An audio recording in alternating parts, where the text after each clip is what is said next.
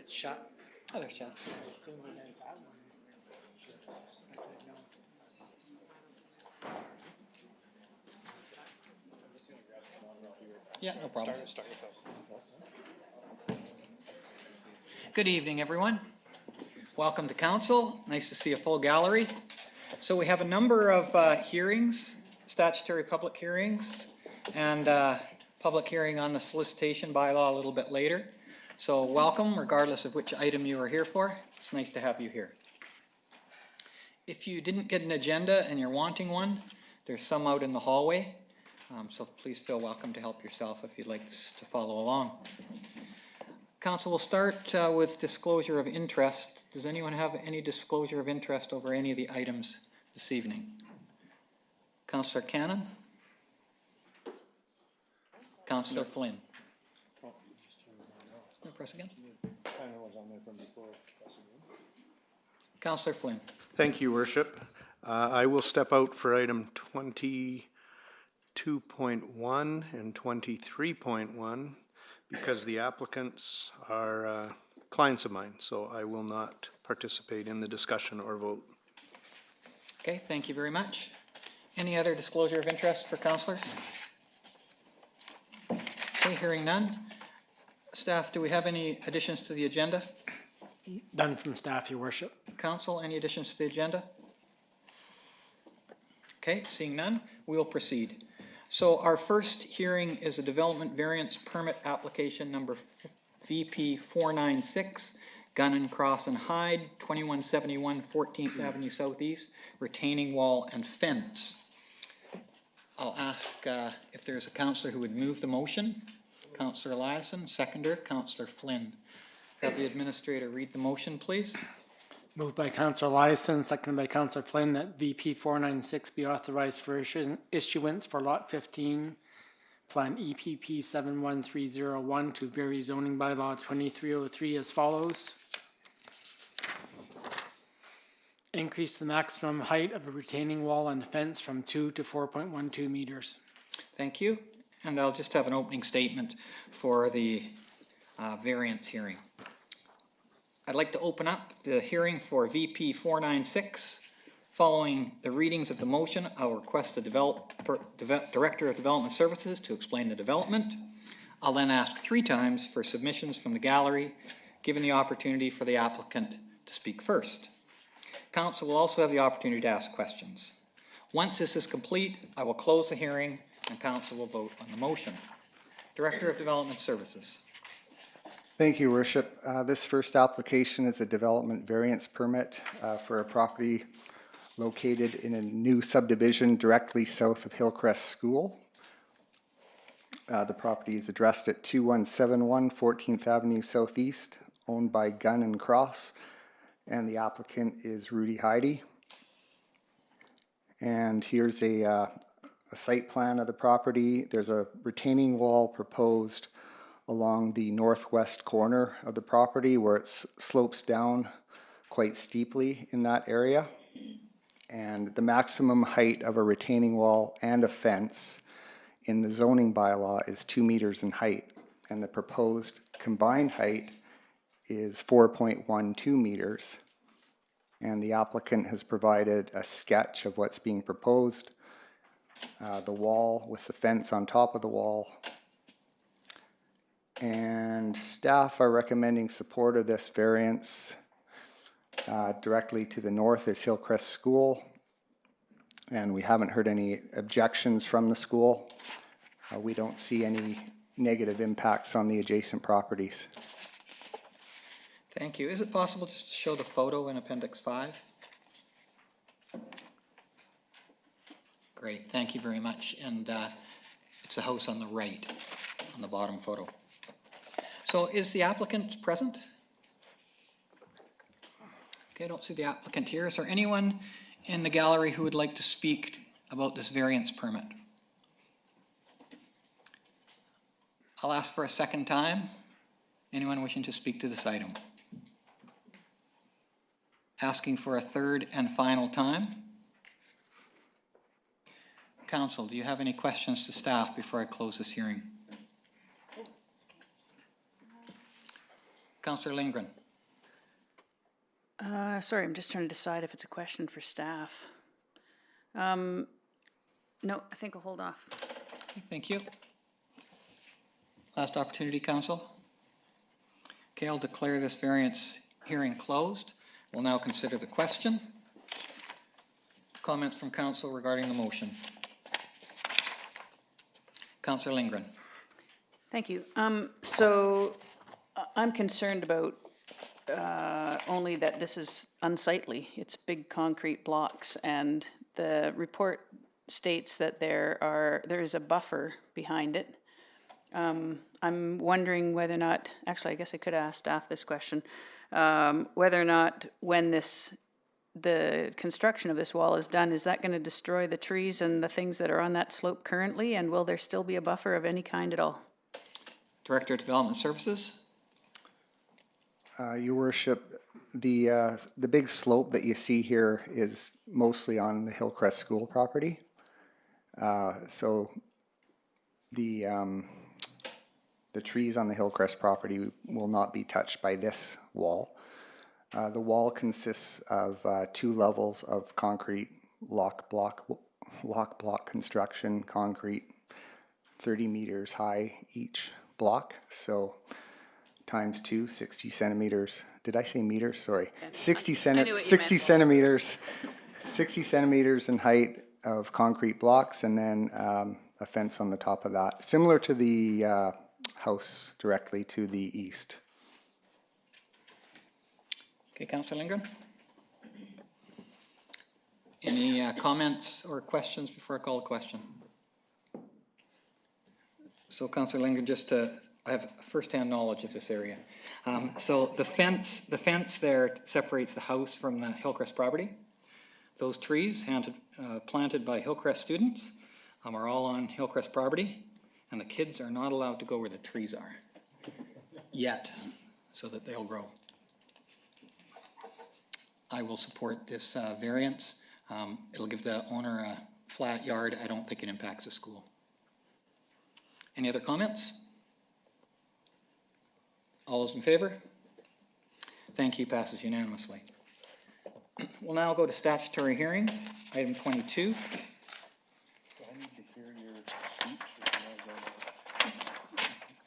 So, Councillor Flynn is in conflict on the first item. So statutory public hearings are different than variance hearings in that we hear the 3 hearings and then council goes back and considers the question. So if your item is first, we will vote on it, but not right away. So I'll start by reading the opening statement. This public hearing for bylaws number 4334, 4355, and 4336, as well as 4273, is convened pursuant to Section 464 of the Local Government Act. At this public hearing, anyone who believes their interest in property is affected by these matters will be given a reasonable opportunity to be heard or to present written submission to council. If you wish to speak concerning the proposed bylaws, please approach council and begin your presentation by clearly stating your name and residential address. The function of council this evening is to receive the views of the public and ask questions regarding submissions. Council will not debate the merits of this proposal with individuals.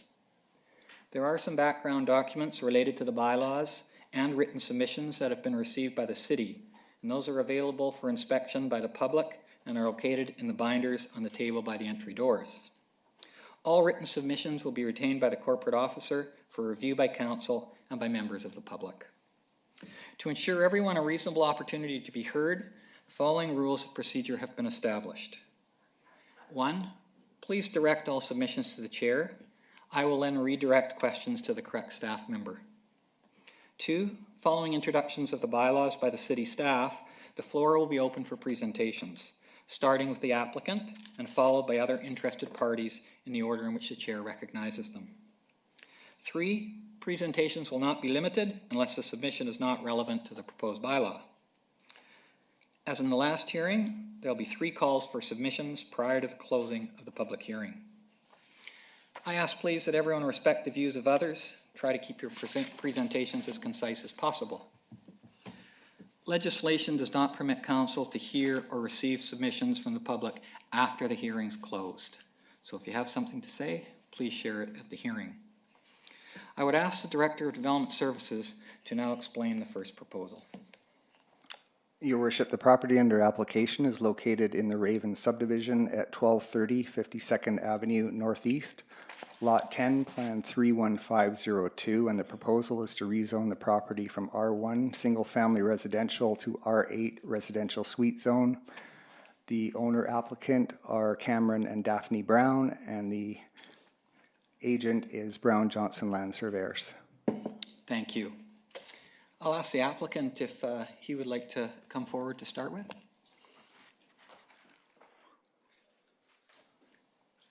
Joe Johnson, 5460 40th Avenue Northwest. Good evening, Mr. Johnson. Nice to see you. Thank you. Your Worship and Council, I'll be brief. With regards to the rezoning from R1 to R8, my clients have volunteered to take a detached suite out of the equation, and there will only be a suite as part of the house to lessen the impact on the neighborhood. So there wouldn't be an extra building. There are 4 other parcels in the area that are zoned R8, one being immediately to the east. And with regards to the secondary suite in the existing house, the owners have already made contact with the building inspector and are in the process of taking steps to legalize that suite, which appears to be just enlarging one window. Thank you. Great, thank you. I'll just see if there's any questions from the council for Mr. Johnson. Any questions, council? Okay, I'll ask from the public for the first time, is there anyone who would like to speak to this rezoning? Please come forward. Asking a second time. Anyone wishing to speak to this rezoning? Asking a third time. Before I close this hearing, I'll see if council has any questions they'd like to ask either Mr. Johnson or staff. Council, do you have any questions? Okay, I'm going to give you one more opportunity. Is there anyone in the gallery wishing to speak to this item? Okay, I will declare this hearing closed and we'll proceed to item 22.2. Councillor Flynn can come back in. Director of Development Services. Your Worship, bylaw number 4335 proposes to rezone Lot 2, Plan 19098, located at 1441 20th Avenue Southeast, from R1 Single Family Residential to R8 Residential Suite. The present use on the property is a single family dwelling. The owner and applicant is a numbered company, 0815605 BC Limited, and the reference file is Zone 1149. Thank you very much. We'll ask if Mr. Asbury would like to come forward or a representative to speak about his application. Wayne Raspberry, 941 Harborfront Drive. Welcome to council. Thank you. So the plan is just to allow it to have a secondary suite at this time. So just rezone it. That's pretty much it in a nutshell for me. Okay. Council, do you have any questions for Mr. Raspberry at this time? Okay, seeing none, thank you very much. I'll ask members of the gallery, is there anyone who would like to come forward and speak about this proposal? Asking for a first time. Yes, please. Come on forward.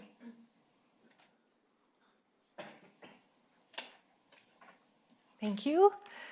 My name is Susan Housden, and I live at 1970 13th Street Southeast. Welcome to council, Susan. Pardon me? Welcome to council. Thank you very much. It's lovely to be here. Comfortable seating, I might say. My husband and I reside as the property owners, and we're raising our 2 sons, Cashton, who is here tonight, 15 tomorrow, and our younger son, Jonah, who will be 12 in July. Along with many of our neighbors, we recently viewed the proposal to amend the zoning bylaw pertaining to rezoning the lot behind us at 1441 20th Avenue Southeast from R1 single-family residential zone to R8 residential suite zone. I'm here to represent a very concerned group of neighbors who strongly oppose, in a very unified way, an R8 neighborhood being built on the other side of our backyard fences. In examining our concerns, we have reviewed the city's guiding principles behind amendment applications to new development, and we have also seen the proposed subdivision preliminary site plan. We understand that the purpose of new development is to guide the natural growth of the municipality in a systematic and orderly way for the ultimate benefit of the community as a whole, and to ensure that the development and the use of land and the location and the use of buildings erected thereon is planned with due regard for 11 key considerations. So, with regards to key consideration number 1, the promotion of health, safety, convention, and welfare of the public, we are concerned that the proposed 6-lot subdivision, residences with suites, would result in a significant congestion issue. With many people in a small space, in the event of an emergency in or near the proposed development, we estimate there could be potentially 70 people trying to exit the proposed developed road onto 20th Avenue Southeast, which is already a very busy road and is becoming increasingly more so. The proposal shows only one entry or access point in and out of the neighborhood, a dead-end road with congestion. This seems unsafe. Let's not forget that Mount Ida is just steps away from our neighborhood, and we're already feeling on edge during the wildfire season. For certain, there will also be increased traffic in the area, which also poses a safety risk, particularly for many children who would be playing, and of course the elderly as well. There will also be increased noise, and we recognize that a current trend for many new houses with suites is to often have them used for Airbnb type residences, which could potentially attract a more short-term and possible summer partier type tenant. This type of accommodation would not improve housing availability for our community. With regards to the control of the density of the land and the preservation of the amenities to any zone, the developer in the proposal has allowed for just the minimum 450 square meters for an R8 lot. In contrast, the smallest R1 lot in our existing neighborhood is over 1,000 square meters. This means that more than 2 of the developer's proposed lots would make up one of the current neighborhood lots. In fact, the neighbor on the opposite side of the development has a parcel of land that is 8,000 square meters. Lots that are so much smaller than all the lots on the other side of the fence, including the entire surrounding neighborhood area, will stand out and will not be aligned with the existing area. With regards to the character of each zone, the character of the buildings already erected, and the suitability of the zone for particular uses, we recognize that the proposed homes to be built will not match the size of the current homes. The average floor space for the proposed R8 homes are almost 300 square feet smaller than the average home in the neighborhood. This will limit the appearance and style of the homes to match the neighborhood. And also, as these homes are on very small lots, as mentioned earlier, this could limit the flow of landscaping to be consistent within the neighborhood. With regards to the consideration of property values, this will certainly have dramatic negative impacts on the property values for neighbors, and in particular for those of us that live adjacent to the proposed property. The rural land behind the fence line is currently a flowing, expansive green space, allowing for bright morning light and beautiful evergreen trees. The proposed plan will put a busy road on the opposite side of the fence, and we want to emphasize not just a road, but a busy road, given the proposed number of lots, each with a home that includes a suite Not only will old growth trees be cut down for the new development, but a significant increase in possible transient neighbors, an increase in traffic, and an increase in noise all bring down property values.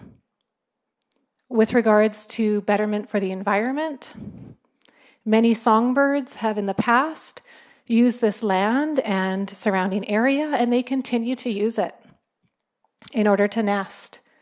The increased noise, traffic, and congestion of an R8 neighborhood will surely interrupt the free movement of animals as well as the nesting of birds, songbirds, whose population is already in alarming decline.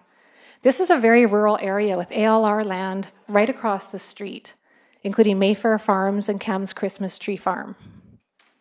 Finally, with regards to the development of areas to encourage greater efficiency of land use coupled with quality, we estimate that each proposed R8 home, given that they will each have a suite, has the potential to have as many as 8 cars, or possibly more at times, on the proposed road. I know my son is having a small family gathering tomorrow night for his 15th birthday.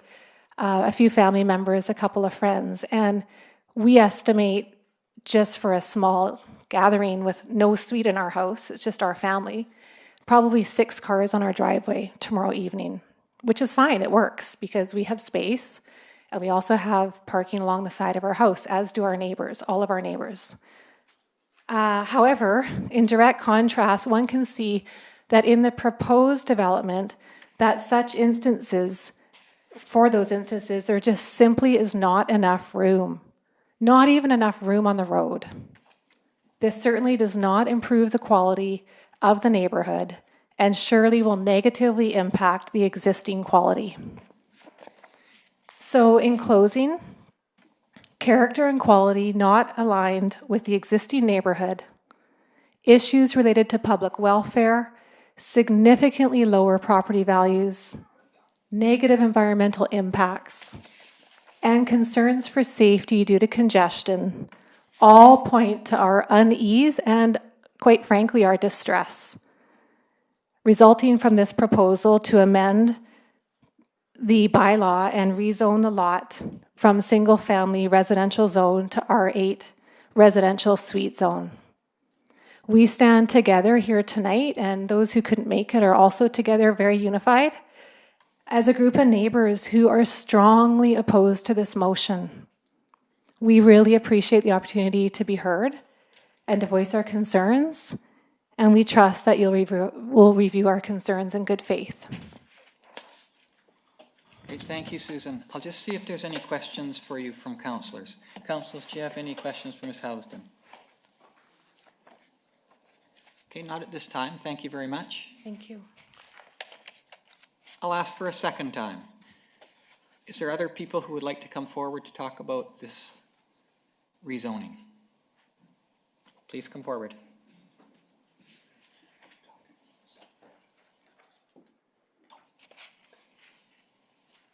Thank you. My name is Erin West, and I live at 1981 13th Street, across from Susan. Welcome. Nice to have you at council. Thank you very much. I too, and my husband and those that I speak with, agree with Susan in every one of those points that she made, and I want to thank her for that. In addition, I'd like to just mention that the home is your most important asset, most important purchase most families can make in their lifetime. We picked that neighborhood, I know, when we purchased here in Salmon Arm several years ago, based on the fact that it was R1 single family. And I would like to respectfully request that it remain that way. The expectation that the single family home would continue in that neighborhood is part of why we purchased there. We too are raising our teenagers as well, who utilize this very busy street to get to and from school. To add or change to R8 with the potential impacts other R1 properties, and it's a risk, and we don't like to accept risk with the purchase of our home, or with our home, as you can expect. I'd just like to say as well that we have not seen any building plans or schematic proposed by the developer. And in fact, we don't know what that risk is going to look like for us. And that's what I'd like to bring forward today. Thank you very much. Thank you. Councillors, do you have any questions for Ms. West? Thank you. Councillor Eliason. Thanks, Your Worship. I have just a Hang on, Aaron. No, it's not for her. It's a Okay. it's a clarification about process, if I may. Sure. Just through you, maybe to the Director of Development Services. At this time, we are rezoning the entire property, which is a rezoning from single family to R8, which is with suites. If there is a subdivision or development application, that comes forward at a different time to be spoken to. Is that correct? I'll direct that to Director of Development Services. Your Worship, the application in front of you is to rezone this property from R1 to R8. And I think the question, further to that question is, if the owner of the property wished to subdivide at a later date, there would not be a public process at that time. Is that correct? That's correct, and there is a subdivision concept included in the report package on page 275, and it shows a proposal for 7 lots. That subdivision application is not under review tonight, and under the present zoning, R1, this type of layout could also fit. So whether the property is zoned R8 or it stays R1, this subdivision could potentially be approved without council. Okay, Councillor Eliason, did you want to add to your question? Go ahead. Yeah, so tonight we're talking just simply from zoning R1 to R8. If there's an application to subdivide in R1 or R8, that will come to council as well. No, that just goes through the zoning thing. So this is the chance to speak to it. That's right. Thanks for that clarification. Knew the answer. Okay, we'll ask a second time. Is there any other people who would like to speak? Please come forward if you would like to. Yes, please come forward.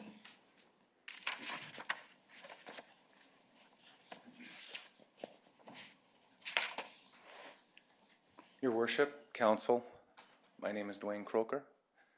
I live at 1291 19th Avenue. Welcome.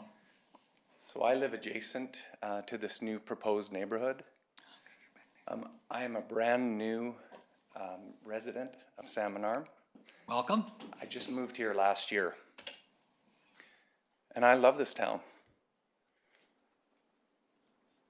I lived previously in Langley, in an R8 neighborhood. I hated it. It became a place where my children could no longer play in the street safely. It became a place where people did a lot of property damage to my home. It became a place where within only a few months, both of my brand new bikes were stolen. And I feel because of the area and the kind of short-term residency that was there, many of the people in the neighborhood didn't care as much as owners did. I've been both a landlord and a tenant. And so I understand both perspectives. But again, I would be in opposition of kind of short-term tenants, also this the challenges that this community has had with some of these suites being B&B suites as well. Thank you. I'll just see if there's any questions from council. Council, do you have any questions, Mr. Croker?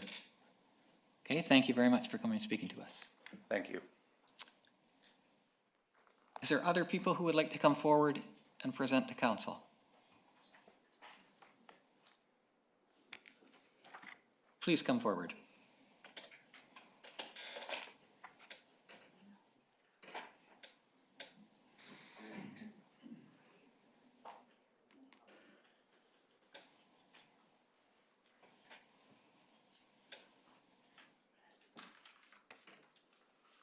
My name is Gary Hazel. We live at 1309, no, at 1950, 13th Street Southeast. Welcome, Mr. Hazel. Nice to see thank you. We have assembled, and I'm sorry, there was another fellow who was going to add his name to it, 3 pages of people in what is known as the subdivision up there. It's been there for a number of years. There's other homes being built up there, which are fairly large. And so there's probably 15 or 20 names, and that's all we were able to get in the very short term of people that are objecting to this, changing it to an R8. They're a very small house that's planned to put in there, and they're smaller, as it was pointed out earlier, than the regular lots. So by the time you do that, the further number of traffic and people that will be coming through the area is going to be very detrimental. So I'm very much against it being changed from a R1 to an R8. Thank you. Would you like to give your petition to the Chief Administrative Officer? Sure. And he'll make sure it becomes part of the record. Thank you very much. Any questions for Mr. Hazel? Okay, seeing none, thank you. Is there other people who would like to come forward and speak to this proposal? I'll ask for a third time. Please come forward. Thank you. Cade Kirshenko, 1900 13th Street Southeast. Welcome to Council, Cade. Not so much as a disagreement, but I just wanted to bring up, is there any way the poles, there's 2 power poles in our neighbor's yard right now, and I noticed on your plan that you've allocated power to get to all the other houses. Is there a possibility to A, get rid of the power poles in our neighbor's yard? So that was one, and just if the driveway for the 7 lots is wide enough to get a garbage truck in, and do they put all their garbage out on the street? Just considerations as to when it's being built. So that's all I really had. Thank you, Kate, and we'll make sure your questions get answered before we close the hearing. Council, do you have any questions for Mr. Kirshenko? Okay. Other presentations, other people like to come forward and speak to this? Okay, Council, I'm going to give you the opportunity to ask questions of any of the presenters or of Council before I close this hearing. Do you have any questions?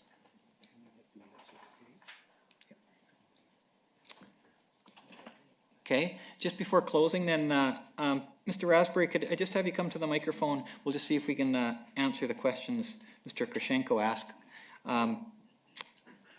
The power poles question, do you understand the question? Really, fairly, I think I know what he's talking about. That's, okay. It's not really in my, the BC Hydro was going to address those poles because there's overhead trespasses, a couple of them. And as far as I know, they were going to upgrade them, and so I notified them that we would be doing something. So maybe they could have a revised plan and make it work for everybody else and go underground. So that's kind of in it. The planner hasn't gone over that with me, and those poles I don't think are actually on my property.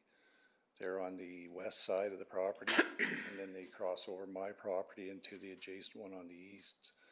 So I'm pretty sure that's all going to be addressed to everybody's satisfaction, but that's all I can say at this point. All right, appreciate you answering that for us. And the road width, I'm sure, will be within the bylaw, so.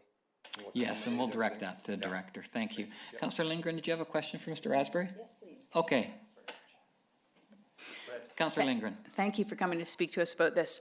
I realize that you're not asking to subdivide and build a subdivision today. However, the neighbors are asking some questions about that, and so I'm just taking a look at the plans that that were included in our package, and both of them show that the house that currently exists on the property would stay where it is. Is that an accurate representation of what you have in mind? That's what I have in mind, yes. So, in other words, no trees near that house or behind that house would be cut down? Actually, it's 0.6 of an acre on that lot. There are several mature trees that Cade has had trouble with on his property, and he's had to deal with. On the east side, there are 2 big mature trees. They're timed out, and they're huge, and they are going to be dealt with. Those are going to be had to be taken out. They're too dangerous. Are they being taken out because of the subdivision, or are they being taken out No, because they're they've reached their danger- lifespan? That's right, danger trees. Okay, And when we cleared the lower portion, the north portion of that lot, when I bought that property, we went to great lengths to save the trees that were there and only took down the trees that were a hazard. So we tried to, and I've tried to be, to inform everybody what I was doing. And I don't believe I had to submit an application for this subdivision prior to this rezoning. But I'm glad I did, because it's given everybody a chance to have, and I've been upfront with the neighbors, trying to give everybody, you know, the opportunity to see what's going on, so. yeah. So is it fair to say that if this subdivision did go ahead someday and you built houses out towards 20th, I believe it is, that the view in the back of your house wouldn't change due to that subdivision? It might change because you've got some trees that might be dying and might need to be taken down, but the subdivision will not change your backyard of that existing house? No, that Okay. 0.6 of an acre pretty much stayed the same, other than maybe the house being improved upon, that's all. Great, thank you very much. Thanks, My Councillor. My intention is to make some affordable housing for young families with an adult parent, or vice versa. So that's all I was thinking, so. Thank you, Councillor Lindgren. There may be some other questions. Okay. Councillor Cannon, Thank you. So where the existing. just speak right into your mic, Councillor Cannon. Thanks a lot. Where the existing house is, if you're successful in getting the zoning, a suite would probably go in there, is that correct? Possibly. Possibly. And then behind it, if you keep that existing house, that property behind wouldn't be developed, like there wouldn't be the possibility of other currently, no. lots. No, not currently. My intention was to leave that as a home. It's an older home, thinking of upgrading, you know, maybe possibly putting a suite and upgrading. My son lives there, so I'm trying to provide a home for him and his girls, so, but I can't guarantee in the future that somebody won't renovate the house or take the house out and build a bigger house. But I mean more so. Down the hill where the trees and Yeah, stuff are, I have no intention. would that have potential to be subdivided down there? No, I don't think so. I didn't think, like I walked My it. intention, so. Yeah. Okay, and then the other question I had with looking at the map with the red lines where the water mains and stuff go, would that has to be upgraded, it said, the report in there said that The services are there at the northwest corner of sanitary and sewer, storm. And the power and the water will come from 20th and the TELUS and all that. So when you look at the map and then that red line that goes towards the neighbors on the other side, like between the house below and the Kershenko's house? Yes? So is that where you would hook in? Yes, there's That line services then? there are provided there, and there's easements. The city has easements across the property. So it's all set up. Was the So intention. the pipes are already in there? Pipes Yeah, are, you just need to everything's in hook there, into them. yes. Okay, that's what I thought. Yeah. Thank you, Councillor Cannon. Councillor Cannon, are you finished? Did you have any other questions? I think that's all my questions. Thank you. Councillor Flynn. Thank you, Your Worship. And so this is for staff, I think. If we approve R8 on the piece of property, and this is just a sketch of a subdivision, but I agree with you, it's good that people know that this could be possibly what happens. Would this be strata, or would it be standalone, solely owned? Your Worship, the intent is a strata subdivision, and we have received the application. The application has not been formally reviewed yet as a subdivision, but the intent is for a strata. As far as BC Hydro goes, we refer the subdivision application to BC Hydro, and then they provide comments to us on what they require. The internal road is 7.3 meters shown on this plan, which is the minimum width for an internal strata road. Okay, thank you. Okay, and related to that, could this strata happen as R1 in a similar format? You said that earlier, but I just wanted to clarify because we started talking about subdivision when really we're talking about zoning.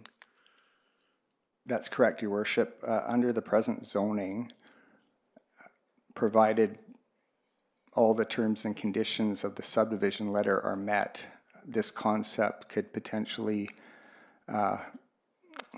translate into a subdivision, as you see here, but with R1.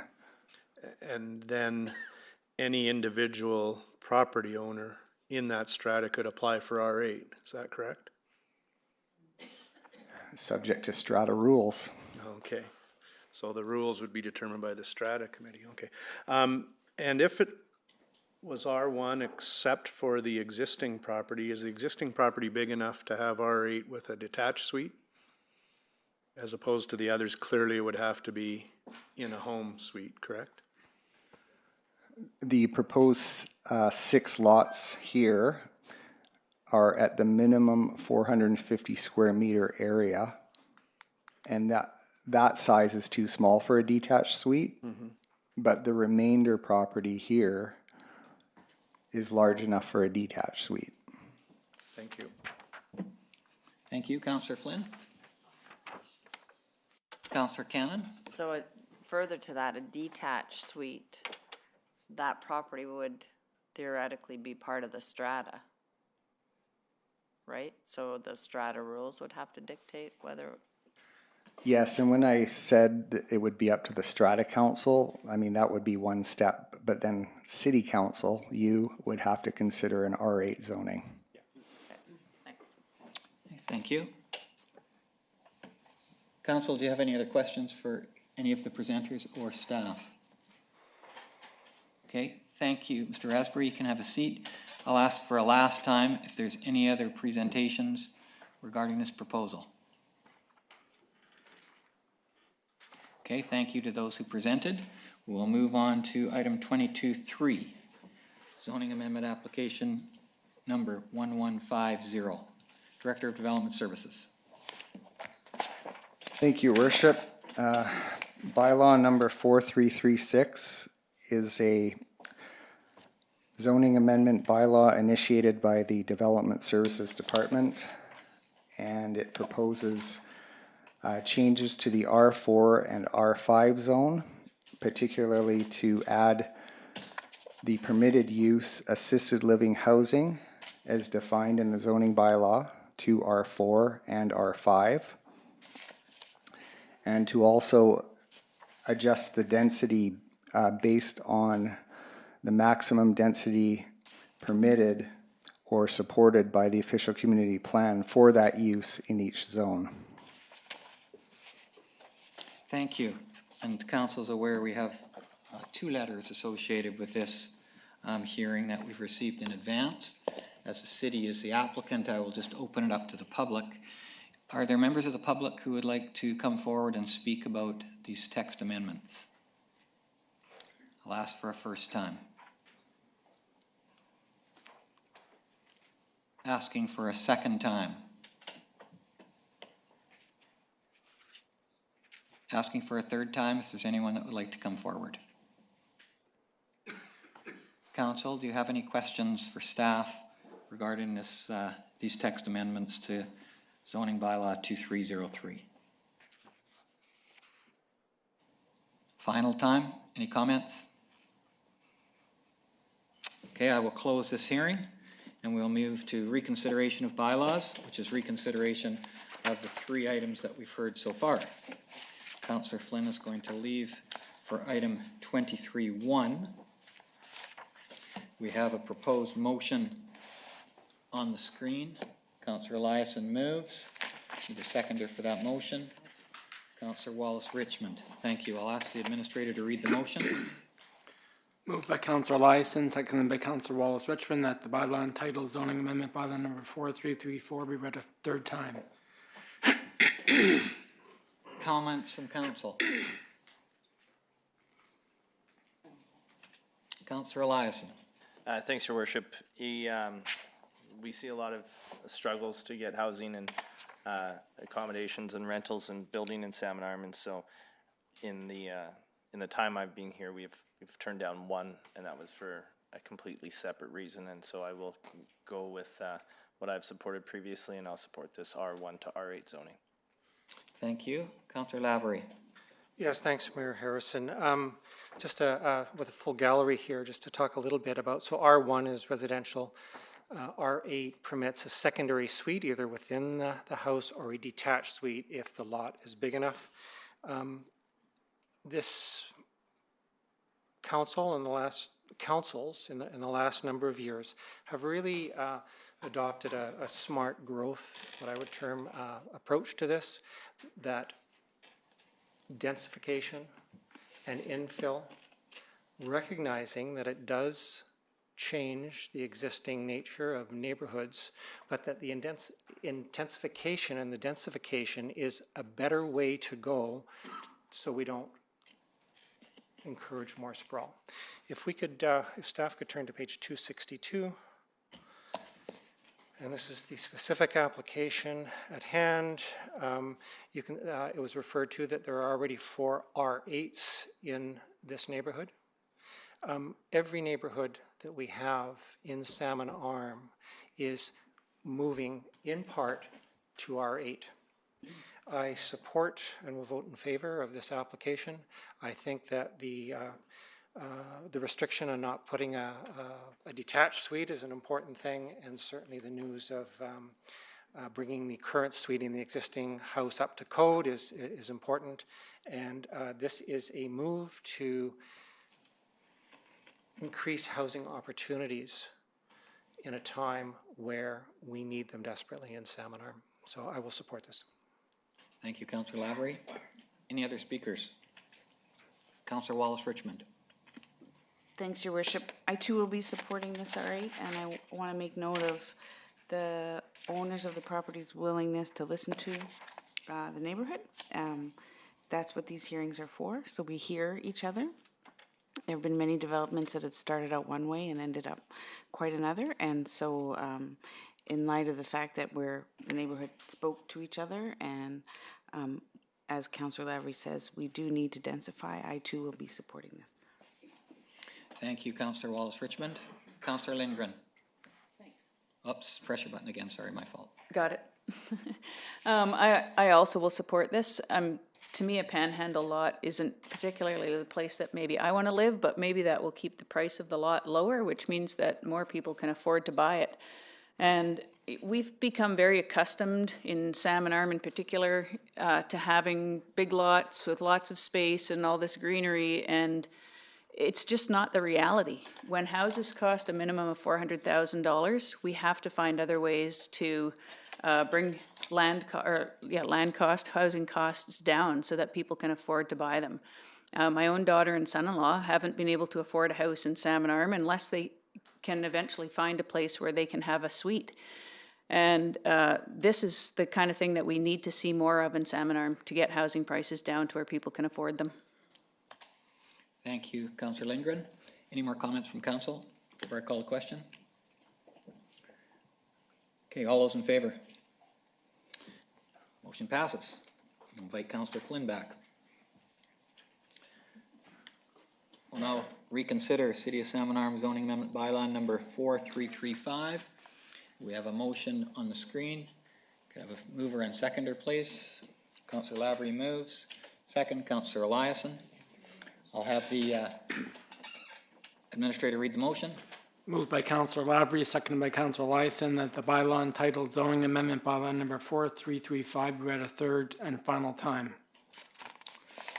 This is third only, is it not? Not final? No, it's third and final, Your Worship. Okay, thank you. All right, I'll open it up to council. Councillors. Councillor Lindgren. Thank you. So the neighbors brought up a number of concerns that I just wanted to speak to. One being that the houses were too small and that they didn't fit in with the other houses in the neighborhood. And I think I've already made clear that I believe that the houses in the neighborhood are too big now. People can't afford to live in them anymore. They have a huge carbon imprint on our planet. They're too expensive for young families to buy. And so densification is the way to go, making houses smaller and closer together. And I understand that that's hard for some people to accept, especially if you already live in your neighborhood. But the fact is that there are people in this town that don't have a home, not because they can't make a rent payment or a mortgage payment, but because they can't find something for under $400,000 to buy. Lowering the property values, I don't believe that I've ever been shown any information that would support that having a smaller house next to your bigger house will lower your property value. So I have to argue against that. I think we've already heard that most of the trees on the property will be left where they are, so cutting trees and affecting the songbirds. I don't think that that's going to be an argument in this particular case, though I do agree with that in principle. Having Cam's tree farm across the street will probably give them ample place to move to if they need to move, though. The traffic on 20th Street is not going to affect the traffic or affect the people that live on 13th. They don't even use the same throughway to get in and out of the area. And the argument that there are going to be 7 homes with only one way in and one way out, if you look at page, I think it's 268, you can see that right next door is a cul-de-sac, very similar to the cul-de-sacs all over Hillcrest and many other neighborhoods in this town and towns across this country, where there are at minimum of 13 houses on that street with one way in and one way out. That's not an issue. So the developers have come up with a plan with some very good professional input that shows that the width of the street is adequate to service the needs of the garbage truck or the fire truck, if that's what needs to get in there. An ambulance can get in there. I used to drive an ambulance myself. Getting into these small developments around downtown, around Piccadilly, it's a piece of cake. The other piece is that rezoning this R8 does not guarantee that every single house on that street is going to have a suite in it. Some people will just choose to buy a smaller home and not put a suite in it. And as far as things being stolen and having property damage, I'd have to argue hard against that. I've lived in Salmon Arm for 25 years, and for 22 of those years, I've had a suite in my house and lived in a neighborhood where multiple other people in my neighborhood also had suites. I would argue that my neighbors don't even know that a suite exists in my home. There's no, the guy that lives downstairs from me is 67 years old. He doesn't steal bicycles. He hasn't caused any property damage to my home. I haven't had any bad renters in the entire time that I've been renting. I certainly haven't had any of my property damaged by the people that have lived there, and I live on a street where most of the houses also have some kind of suite, or the house has been chopped up into 4 or 5 different apartments. And not once have I had a problem in my neighborhood because of the kind of people that live there. And people would argue I live in the ghetto. I live downtown where it's cheaper to buy there. There's way more rentals there. There's way more transient population. The apartment next door to me has 8 people, and they probably change tenants every 6 to 12 months. And not once has one of those people been an issue for me. So I don't like the way that renters are being characterized here. And I think that we need to be careful about how we speak about our neighbors. I'll be voting in favor of this. Councillor Eliason. Thanks. Thanks everyone who's here tonight, so you guys get to see what we do on council. So it's going to be a long one. So we choose to go R8 up front, so the people who are buying into that subdivision or that development know what's happening, and we're seeing that as a trend lately, so that people know what to expect when they're marketing and selling the property. We find it to be a proactive approach, so that when you do buy into an R1 neighborhood and it turns R8, people are a little more upset that way. But it happens, and we've seen an older established neighborhood tonight get approved for an R8 in a traditionally R1 zone. Just, can we turn it to 272 of the agenda, or on the white pages 268, please? This one's only 380 pages long. Every 2 weeks. So we talked a little bit, or there was a little bit of talk about ALR land across the street. Recently, the ALC, the Agricultural Land Commission, has re-entrenched themselves to limit the number of agricultural land applications that are allowed to be excluded from the ALR. In our official community plan, the road, also known as Rifle Range Road, I believe, that runs this way, that's a hard boundary for us. Mr. Johnson, who was here earlier talking about another application, he could confirm that, but if we tried to get the tree farm out or anything across the street out of there, it'd be a hard no. So we have to densify where we can densify, where we're allowed to densify. And I'd like to welcome you all to town. Thank you for moving here. We're the fastest growing community, over 5,000 people in British Columbia since 2016. We've welcomed close to over 2,000 people. That's a lot of houses. Without the planning in 2008, 2009, the subdivision around Hillcrest wouldn't have happened. Without that kind of growth, none of the houses in what we call Buyers View would exist. In fact, the road that is now completed on Buyers View to 20th, that was a cul-de-sac before. And so without this kind of development, you can see where the old house was on that property and the house down below it where Dwayne lives. And without this type of development, without this infill development where we're able to do it, you guys wouldn't have been able to move to Salmon Arm because these houses wouldn't have been there. And so I understand the hesitation to wanting this, but this map here is a really good example of how development has changed over the years. So I'm gonna get up and use my loud voice. But this one up top, that's a little denser, right? On sort of a weird slopey thing. These are larger lots. These will be smaller lots. And then it meanders through. You can see some bigger lots up there, some smaller lots. So this area is predominantly a single family. What's missing up there? Multifamily. But it's the evolution of how Salmon Arm has grown. And we like to see it all. So was there controversy when we approved some of the Buyers View lots? Yes.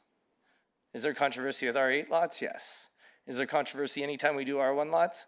Yes. But we have to work within what our official community plan is and what developers bring to us. We can't pick and choose and say, this goes here, because we don't pay for it. So I will be supporting this R8 development. If we can go back to the original subdivision guide, what page is that? 272, right there. This was the original plan. So you can see the blue lines, that was a long time ago, and that was the proposed development of this neighborhood. But things change.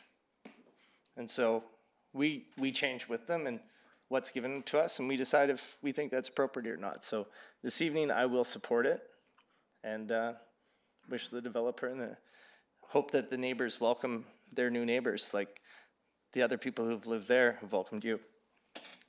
Thank you, Councillor Lyson. Councillor Cannon. Thank you. I too am going to support this.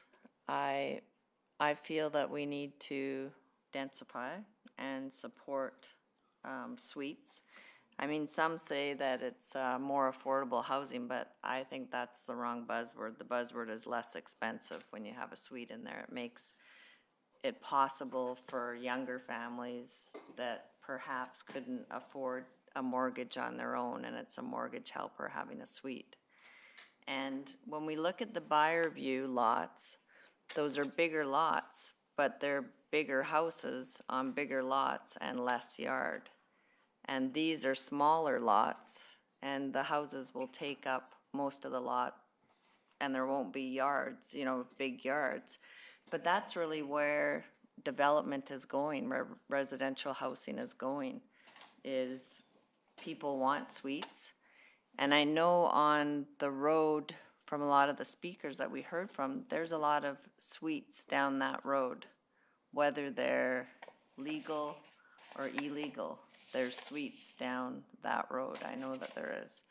So I think by blanketing this R8 so that it's possible to put suites in there, does make it less expensive for a possible homeowner to purchase in this development. So that's why I'll be supporting it.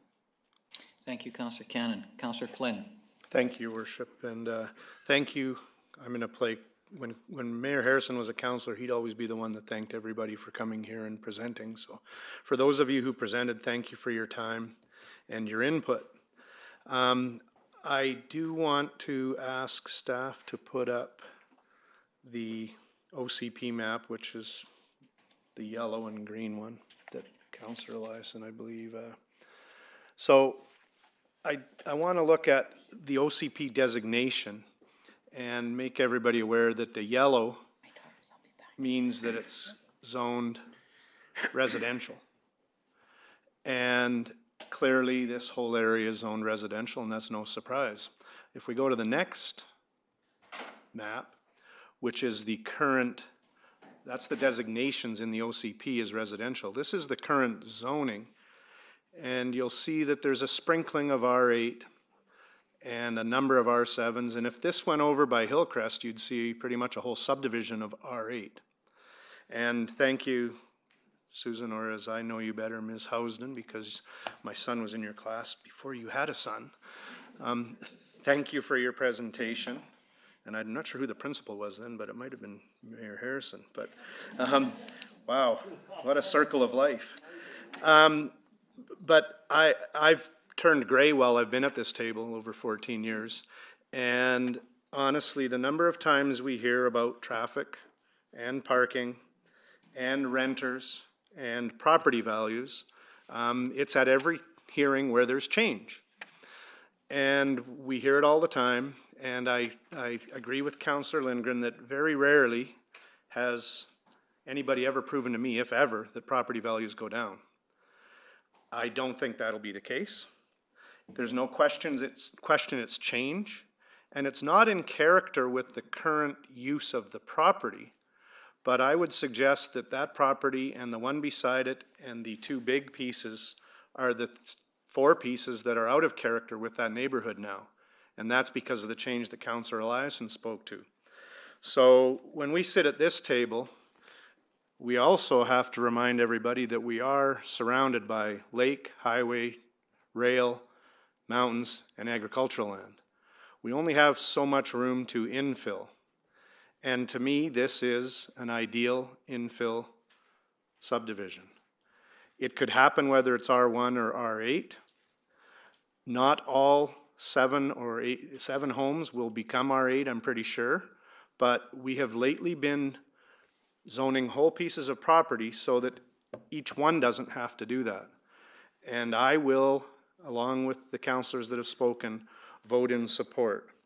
I think this is the right solution for this piece of property, and I think smaller homes make some sense here, and this will be a perfect mix. It's near a park, it's near a school, it's in a great location, in my opinion, and really what's left is not in character with what has happened there, so I will vote in support. Thank you, Councillor Flynn. Councillor Wallace-Richmond apologizes she had to run out suddenly, so I'll go to Councillor Lavery. Yeah, thank you, Mayor Harrison. Thank you for the presentations. To the gentleman Wayne from Langley, welcome to Salmon Arm. I'm not sure where you are there. There you are. The experience that you're describing there is not what we have seen here in Salmon Arm with our rates all over. I think it probably has to do with the intensity of it and all that sort of stuff, but it really hasn't been the experience we've had here, and again, welcome. To Susan and the others, this is very similar to the comments that other councillors at this table have made. I have not seen decreases in property values based on that. Is there a change? Without a doubt, there's a change. But the need for densification and the limitations that we have are, in my view, it's the way we need to go. We have page 271 on here. I mentioned before in the previous application of sprinkling of R8s that are through all neighborhoods. You can see it just north of you with some of the R8s. And I'm going to suggest that you're going to see more R8 applications coming forward in your neighborhood as well. So I understand the concerns. I think that our experience in other neighborhoods has been, they've gone over really well. There is a requirement on R8 property that you have to provide on-site parking for R8. As mentioned, I will support the motion in front of us. Thank you, Councillor Lavery. Councillor Wallace-Richmond. Thanks, Your Worship. I too will be in support. I do want to point out, again, page 269. What I think it's important to remember is that you live in you're in the official community plan, your neighborhood is low density residential. But low density residential does not necessarily mean big houses and big yards. And it's true that the housing model is changing. And we often hear the concerns about traffic and non-owner residents. But the truth is, this is also a mortgage helper. So we've all rented. Renters are good people. And when you live in your house, possibly with a suite for an in-law suite or a student going to university, this improves the fabric of our community. And what I'd like you to do is look at this graph. And in 5 or 7 years, when all is said and done, if in fact the subdivision goes through, it will look exactly like the rest of the neighborhood, except there will be 6 houses instead of 5. So for those reasons, I am happy to support R8s, and I'm very happy for an opportunity to provide more rental properties in this community, because we can't move up the ladder if there's nowhere else for us to start. Thank you. Thank you, Councillor Wallace-Richmond. Councillor Eliason. Yeah, just for a second time. Salmon Arm's a place where you want to live and you want to have a single family detached, and for a long time that's been the case, and we haven't seen a lot of people until more recently coming in and building the density we want to see downtown, which is taller apartments and condos that people can purchase. I think we're going to start seeing a trend. I'd like to incentivize that at some point, and lots of people have illegal suites in their houses, or unauthorized suites or in-law suites. But every time we approve one, it's done so it's legal, it's safe. As mentioned earlier, the bedrooms have windows, so you have safe access and egress, proper electrical, secure, so nobody comes in and out of it. So there's a lot of benefits to the people who will be renting these suites and for the owners by us approving these suites. And so it's our way of densifying with using the tools we have, because not everybody's coming in and wanting to build apartment buildings and condos for sale and for rent. So we use the tools we have to create safe, affordable housing for people, and just wanted to throw that in there. Thanks for the second opportunity. Councillor Flynn. Thank you, Your Worship, and thank you for a quick second opportunity. I did want to take advantage of this opportunity because I know of at least 2 or 3 suites that exist that if you look at page 271, there's no question that this area has fewer approved legal R8s. But what I wanted to mention is there happens to be a house there that I almost bought that I know has a suite in it, and it's not showing as R8. I'm sure there's some others. So for all of you who have those illegal suites, I would encourage you to make them legal, because as Councillor Eliason just said, legal suites are much better for everybody and much safer. So that's my soapbox. Thank you, Councillor Flynn. Any other councillors wish to speak to this item? Could we just look at page 268? I'd just like to refer to it when I make my comments. Thank you. First of all, you live in a very beautiful community. My wife and I walk through the Hillcrest area often, and where you live is a beautiful place. And I understand why you're here and the fear of that changing. So I really understand that. And no community, no area in our community has changed more than Hillcrest over the last 5 years. I was principal of Hillcrest School, and you used to 5 years ago, you could not see from the boundary through the forest on two sides of that school. It's full of houses now. It's complete different. Similarly, when you look at this picture, Byers View is quite new. And it's probably affected the traffic on your street some, but it's certainly affected the people right on that boundary who live on 17th and have traffic going through now instead of a cul-de-sac. So there's no doubt it's changed. One of the reasons Hillcrest has changed so much is it used to have big lots because there was no sewer there, so everybody had to have their own. Since the city sewage has gone there, it's allowed people to divide their lots in half in some cases. And so we've seen lots of change in that community. I like to look at the positive, and so I'd just like to look at page 275. And when I say the positive, I mean the positive on behalf of the residents that have spoken to us. So a couple of things about this development. The first thing is, if it was R1, you'd be able to put as many units there as you can at R8. And there would be no need to have rezoning. But I think a positive is that it is a strata development. And strata developments especially really seem to look after themselves. Drive through any of them in Salmon. And they are well looked after. And I hear that as being one of your concerns. So I think that is a big plus. The second is that driveway could be on the other side of that property. And if that was the case, all those houses would be moved over, backing onto the properties that you own. So I think that actual design is helpful. I notice that your houses are quite close to your street, and so you have pretty big backyards.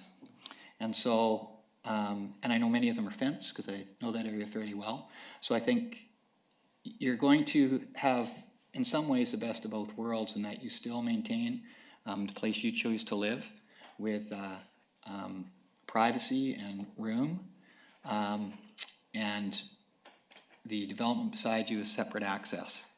So I think those are positive things. The comments from councillors, I'm sure that you understand them, in that these small strata lots with houses will probably be in the $400,000 range. And without a suite or mortgage helper, the only people that can buy them are people who sell a big house down at the coast and come here. And we all have family who we want to come back to this place. And so this may give some of them an opportunity. So while it is a change for you on that street, I think that the change is mitigated by some of the design. And I think once it is built out, the anticipation, I believe, is likely more difficult than the actual build. And that's what we found in other situations like this. So I too will vote in favor of the rezoning. And I do know Mr. Raspberry, and I think you've got a very conscientious developer there, which is also helpful. So any other councillors wish to comment? Seeing none, all those in favor? Passes unanimously. We will move on to 23.3. We have a motion on the screen. Is there a mover and seconder to this motion? Councillor Lavery, Councillor Wallace-Richmond. Could I have the administrator read the motion, please? Moved by Councillor Lavery, seconded by Councillor Wallace-Richmond, and the bylaw entitled Zoning Amendment Bylaw Number 4336 be read a third and final time. Thank you. Council, I'll open it up to you for comments.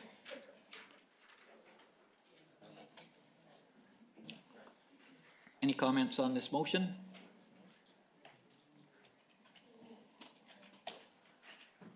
Councillor Wallace-Richmond. Thanks, Your Worship. Today seems to have been all about use of space. So this text amendment to our bylaws, and the City of Salmon Arm is applying to itself, I guess, is an opportunity to rethink R4 and R5, which is medium density and high density, to allow for more congregate living options. I think this gives a lot of flexibility to some housing projects we're looking at currently, and to some housing projects we'll be looking at in the future, both private and public. And I appreciate the process that we've been through as a community to go this route, and I thank staff for having the insight and the foresight to bring it to us. Thank you, Councillor Wallace-Richmond. Councillor Lavery. Yes, thanks, Mayor Harrison, and I fully support the text amendment. I think it permits a lot of opportunities down the line. And I'll just give one quick example where Councillor Lou and I were approached by an organization that builds congregate living for a dozen seniors, and they have joint cooking and living arrangements and then bedrooms off of it. This is one example. It's a society is formed. It's not a government thing, and they approach it. So this is an example how that can, if a group of people decide, that can be placed throughout the community based on this R4 and R5 zoning. So I will fully support the text amendment, Your Worship. It's kind of weird here. Is it possible that after we do the vote, just to make some comments? Because I have a couple of thanks I want to make, but it's hard to make the thanks until the amendment is passed.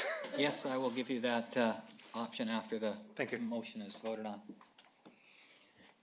Any other comments from council before we vote on the motion? Seeing none, all those in favor? Any opposed? Passes unanimously. Councillor Lavery. Yeah, thanks, Your Worship. I just want to, this is a wonderful evening, and I want to thank CMHA Shuswap and Dawn Dunlop, her board and her organization for taking this on. The support from social impact committees, from the Housing Task Force tables, this council. This ball got rolling under the previous council, and with Mayor Cooper and Councillor Jameson here that were supporting that. I think this is a time for, as far as I'm concerned, for celebration, and for staff for navigating these issues. And again, I go back to CMHA and Dawn Dunlop and her board. These are proven housing providers, provincially recognized within our community, and I can think of no better hands for these projects to be in. And I also want to give a shout out to BC Housing, who in the process has worked with us step by step, going back and forth in coming up with some parameters that work, as well as Graham and the builders. So this is a wonderful evening, Your Worship, and I want to thank all involved sincerely. Thank you.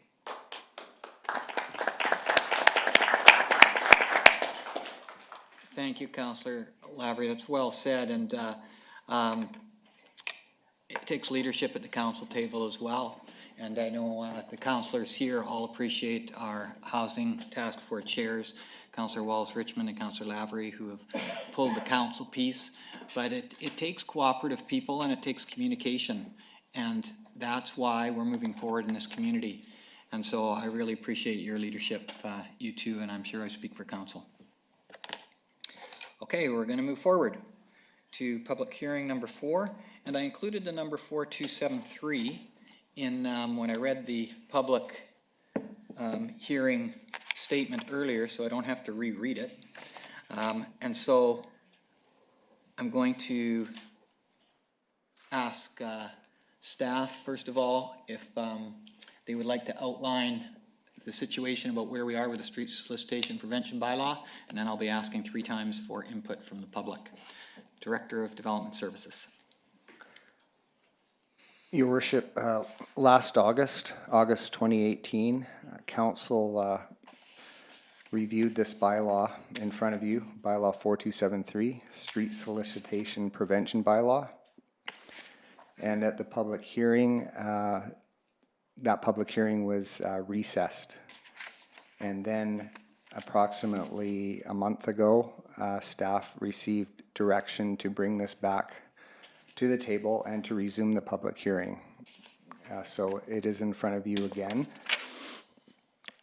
There is a history to this bylaw, and it dates back to, as far as my involvement, it dates back to 2017 when the city started to receive complaints about street solicitation in the form of panhandling mostly. And those complaints were coming from downtown merchants mostly, downtown consumers, organizations such as Downtown Salmon Arm. And as a result of those complaints, a number of meetings were held with the Social Impact Advisory Committee. And at those meetings, I attended them, Staff Sergeant Scott West attended them, and on the committee itself are a number of agencies. And there was some discussion and different points of view about having such a bylaw.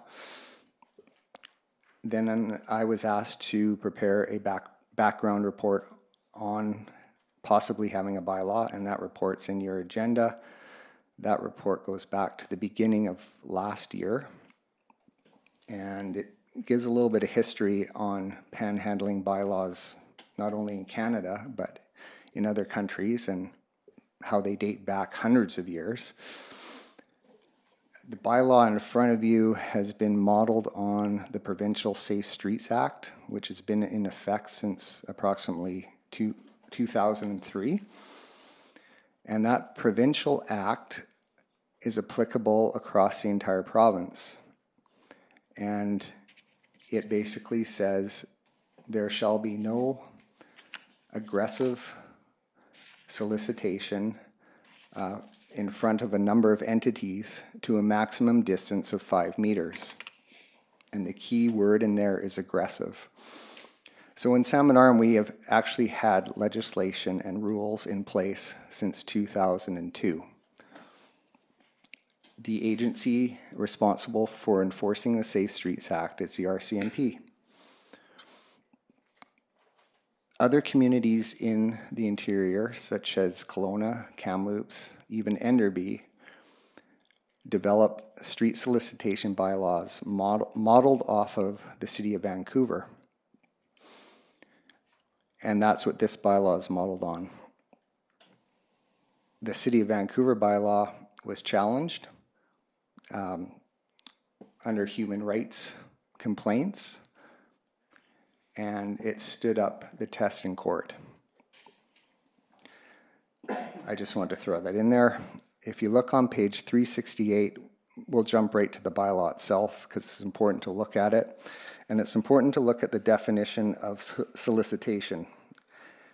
It means an act to solicit by communication in person using the spoken, written, or printed word, or by a gesture or another means, including the playing of musical instruments or equipment that causes a nuisance to the public and businesses, any of which being for the purpose of receiving money or other item of value, regardless of whether consideration is offered or provided in return. That's a blend of definitions from other communities and the Safe Streets Act. It's important to know that if this bylaw is adopted, it won't be applicable to a number of issues that have been raised in the correspondence that is in your agenda package.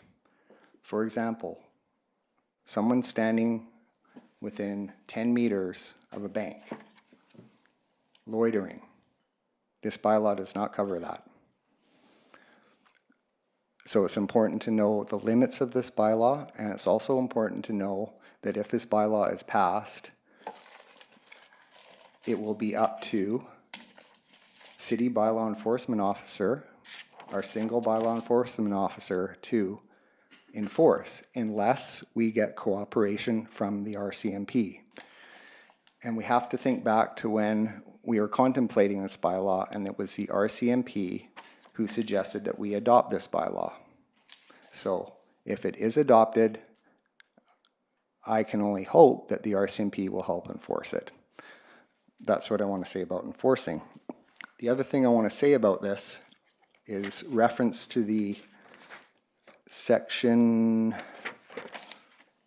5 penalty, which refers to a fine not more than $2,000 and not less than $50,000 for each offense. $50.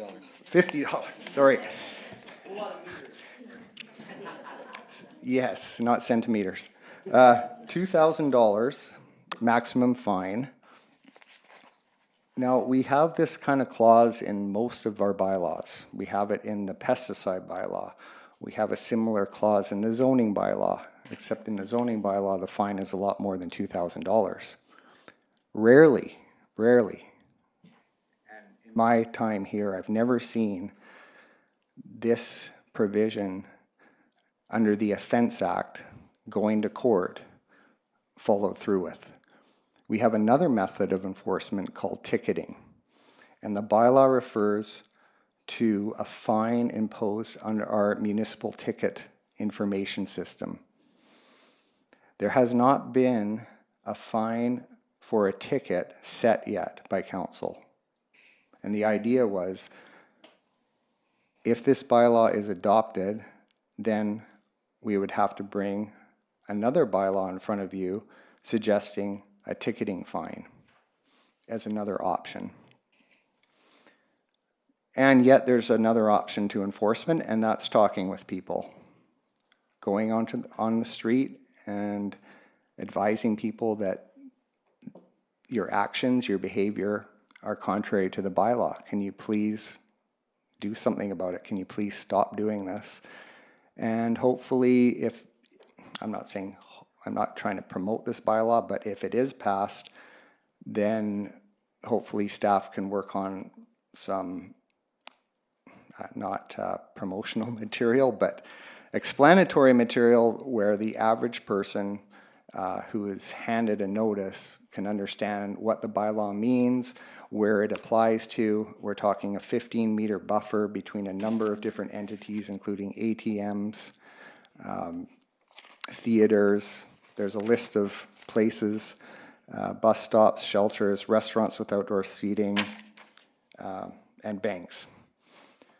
So the distance being proposed here is 15 meters. The Safe Street Act has a distance of 5 meters for aggressive panhandling. This would be triple the Safe Streets Act. And that's about all I have to say for my preliminary presentation.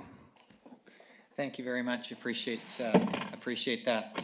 So I'll just repeat that council's job here is to listen to you. We have received quite a bit of written correspondence, and we have that written correspondence. And if when you come to speak you have more written correspondence, could be given to the Chief Administrative Officer.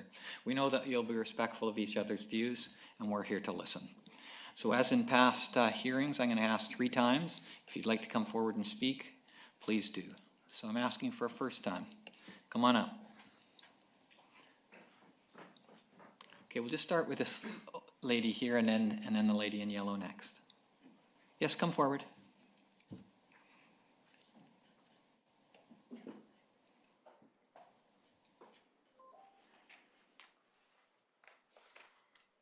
I am Sharon Smith, and I live at 673350 10th Avenue Northeast. Welcome to council, Sharon. Thank you. I kind of see a little bit of a problem with this bylaw.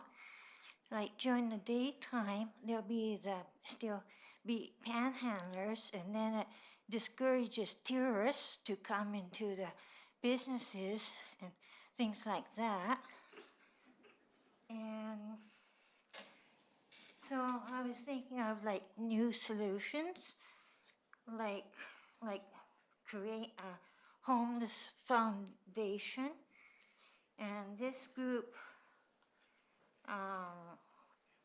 do fundraising, and this would help the panhandlers in like filling out IQ tests and career counselors and education and tutors, and then have 2 social workers go right to the panhandlers on the streets and gather up their history and their education and etc., and then you work it so that the social worker gives the information to a whole group like the setup at Seniors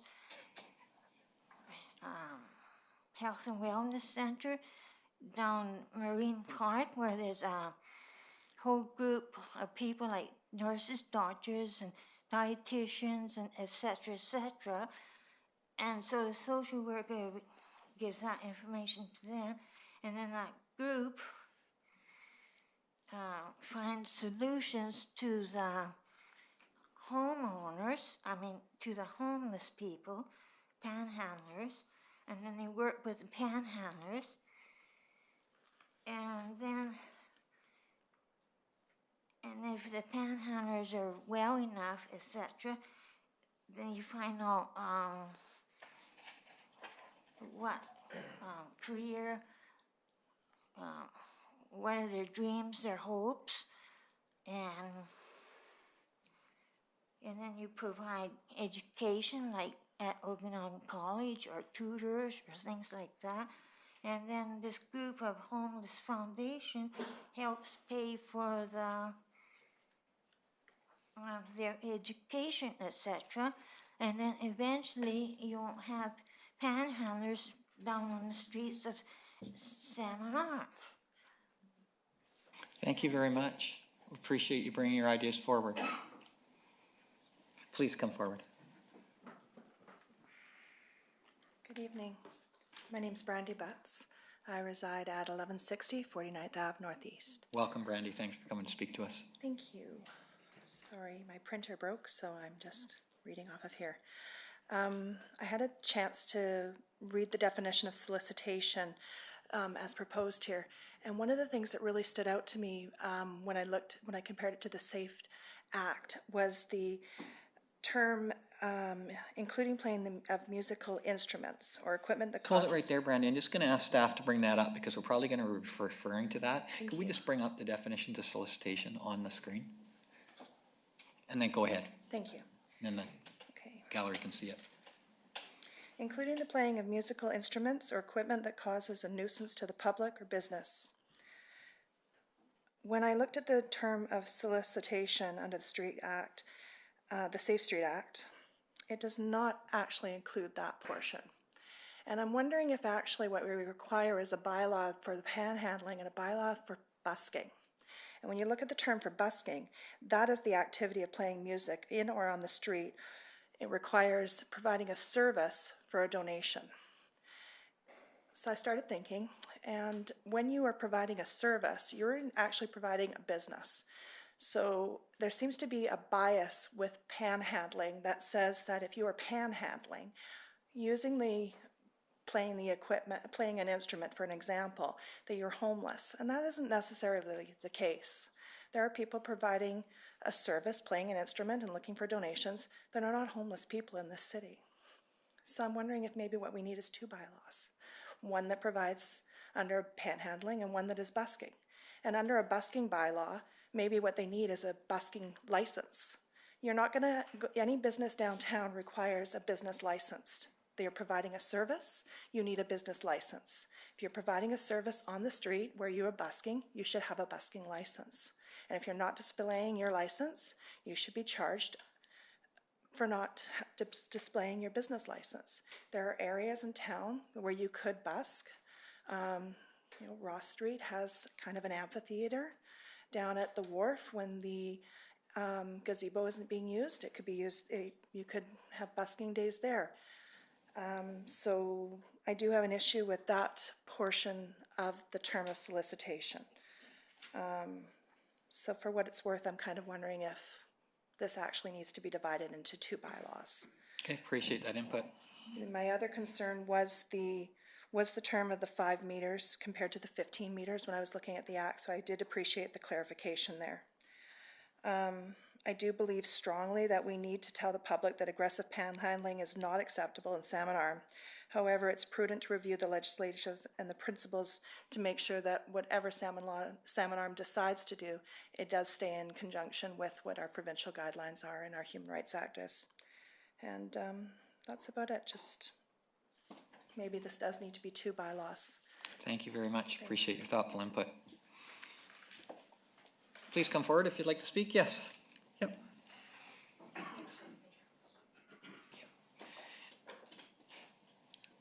Good evening, Your Worship and Council. Thanks for allowing us to come to discuss this as neighbors. I'm Jennifer Broadwell, and I'm with Downtown Salmon Arm. And I am here to announce DSA's support of this bylaw, number 4273.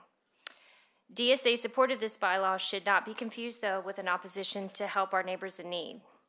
With empathy, we acknowledge that dire life circumstances can often lead a person to turn to street solicitation. We also acknowledge, though, the difficulty of conducting business downtown for both owners and patrons in areas frequently occupied by street solicitors. While this topic can be quite polarizing, we are fortunate to live in the shoe swap among a community of charitable people, those who care about the well-being of all our members, especially those who find themselves in crisis, as well as those whose safety may feel threatened.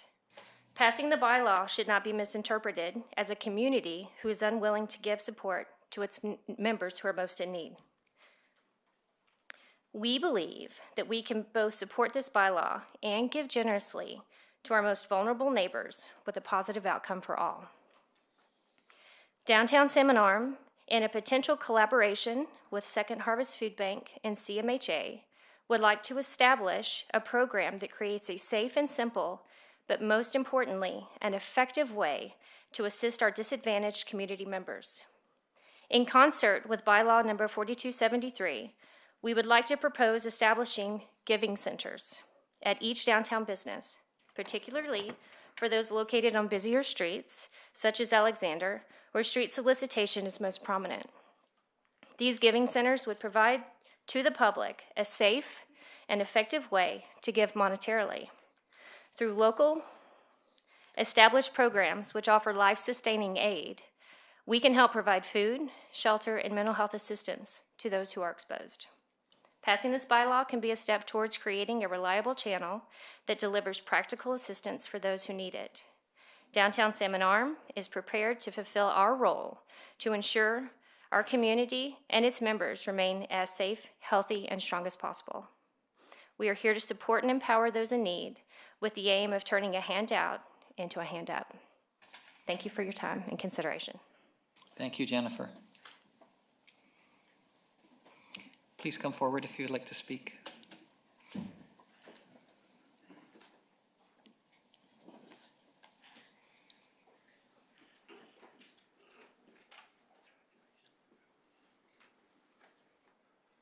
Your Worship, Council, I'm Gerald Foreman, number 10, 2680 Golf Course Drive. Welcome to Council, Gerald. Thank you. I have a business downtown as well as a building. Quite often we see issues with the panhandlers downtown. One of them, of course, being drinking is a big issue. They end up with intoxication, urinating in the alleyway, buying cigarettes and booze for minors. We see all sorts of different things going on in that direction. I think, supporting the bylaw is great, and I think the DIA's or DSA's idea of finding a way to help is an excellent idea. Thank you very much, Gerald. Appreciate you coming forward. Yeah, okay. Others? Yes, please come forward.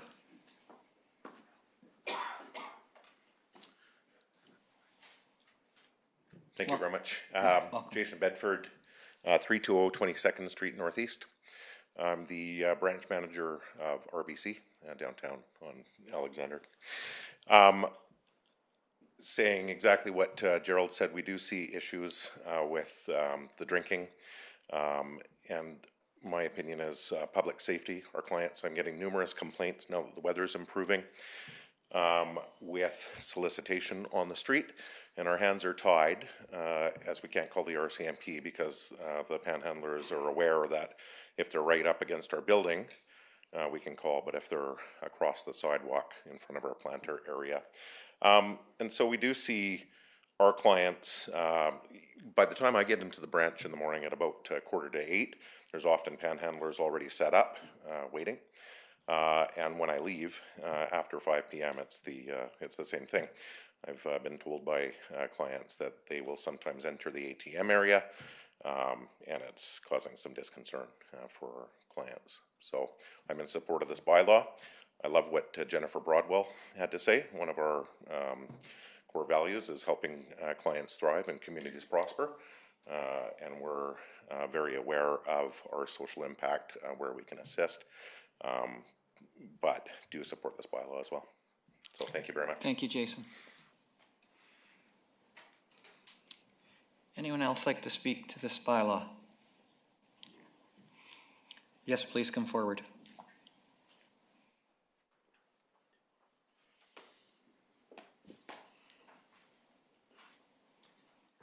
Good evening, Dave Wallace, Operations Manager, Askews Food, 3850 Wood Avenue, Armstrong. Welcome to council, Dave. Again. Thank you. A very sensitive issue, of course, in all the communities in BC right now is panhandling and the less fortunate and such. Askews Foods, does feel for these people in these situations. We currently donate thousands of pounds of food every year to Second Harvest, Salvation Army, and we're currently working with the Rotary right now on a project they're working on as far as collecting food at our locations. However, in the downtown core, it is getting to be quite a problem. In our mall in front of our downtown location, there will be sometimes up to 3 panhandlers at one time. Don't want to paint them all with the same brush. Some are very passive, polite, but there are some that are not. They are harassing staff, cat calls, etc. Now there's furniture being set up in front of our west door that I've had to go ask, them to actually move the lawn chairs and things like that too. And for the most part, it's been, they will move their furniture, but they're back before too long. Yes, we are very supportive of the proposed bylaw. As to the gentleman on my left, speaking about do we have the support of the RCMP, I did have to call the RCMP down to our location about 2 weeks ago, and the constable I was talking with was very supportive of it. I apologize for calling him down on, I said, I'm sure you've got some better things to do, and he says, no, please call. He says, and we will address the situation. He says, I've been in communities that literally the panhandling, when it does get out of control, can ruin a downtown core. So thank you very much for your time. Thank you, Dave. Appreciate you coming forward. Call for a second time. Please come forward. Just pull that microphone down and then you will speak right into it. Because I'm under tall. My name is Margaret Davidson. I own a business in downtown Salmon Arm. At one time, in the past, actually for about 4 years, I worked for both the Vancouver City Police Department and the West Vancouver Police Department. My offices were at 312 Main Street in Vancouver. Panhandling certainly was an issue down there.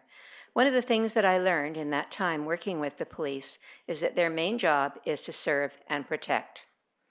I phoned the RCMP the other day because there was a fellow sitting on the sidewalk passively, basically looking for money, but he was very passive. There was nothing aggressive or untoward about him. But I had to walk past him to the bank with a bank deposit. I'm not waving money around or anything like that, but I did not feel safe. So I phoned the police, and the comm op said to me, well, what do you want us to do about it? I said, well, Could you speak to the bylaw, Maggie, please? I'm sorry? Could you speak to the bylaw? We want to know if you support it or not. Oh, I support it 100%. But the comm op said... I'm going to stop you there because we don't need to hear that story here. That if you'd like to come and talk to me one-on-one with that would be fine. Sure. But we want feedback on the bylaw. All right. The bylaw, I feel, is very important for it to go through because we do not need this happening on our city streets. There are 2 types of people out there, from what I can tell, who are actively soliciting. There are those who have a serious problem, and that needs to be addressed somewhere. And there are others who have a business happening where they come into town and collect their money and do what they do. So I would like to see this bylaw be going through. Thank you very much. I appreciate you coming forward. We'll ask again, is there others in the gallery who would like to come forward and give their opinions on this bylaw?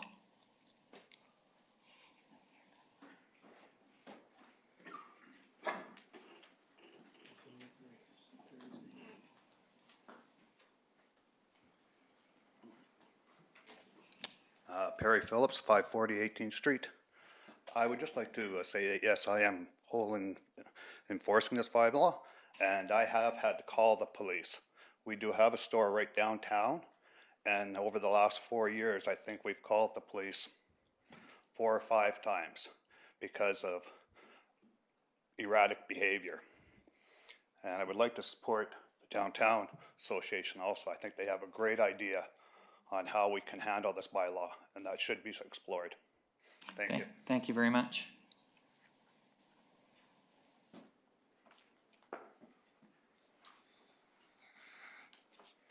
Good evening.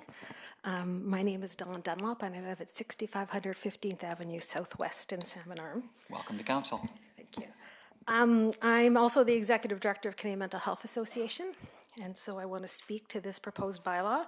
So we made a submission last year in regards to the proposed bylaw, and it's our understanding that nothing has, it's the same document that was proposed last year. In our opinion, street solicitation is a systems issue, and in our opinion, it requires a collective system response. And I think we've missed a step, that we need to engage in a dialogue of how we collaboratively work in community to solve this issue. While I appreciate the intention is not to fine these most vulnerable citizens, but it is still in this bylaw. And I feel implementing a fine is criminalizing poverty, and that is not the solution. At the Social Impact Advisory Council, which I am a member, what our suggestion was to pause this process, convene a cross-sectoral table to dig into the issue. I think there's more work that needs to be done in regards to this bylaw. I think clarity and boundaries and rules are important, but I think we've missed the step of engaging in a community dialogue about it. So our suggestion is to pause this bylaw or defeat the bylaw and use the current Street Safe Act as an interim, that we convene this cross-sectoral group very quickly and that we bring something back to council in the next 3 to 4 months. My concern is that if we pass this bylaw, that we may think that the work is done and that we don't convene that table. I'm supporting of what DSA is stating, but I am concerned that if we approve this bylaw, that then we may think that this work is done when I don't think it is. Great, thank you very much, Dawn.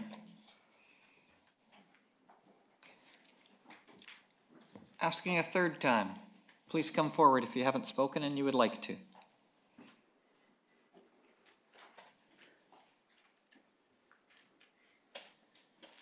Good evening. My name is Tracy Jacobson. I live at 7521 50th Avenue Southwest. Welcome to council, Tracy. Thank you. I made a written submission to council. I am in favor of this bylaw. And just one thing that I wanted to add through everything that's been said. Yes, I think that we, as business owners, as people in this community, definitely have to address the issues that are causing the panhandling to occur. But I would also like to say that in our interaction over the last 4 years with the panhandlers directly in front of our street, directly in front of our business, it is often an addiction problem. And the money that they are getting is going directly to feed those addictions and not to feed the basic needs of living. So that is the reason why we would like to see this bylaw in place. Thank you. Thank you, Tracy.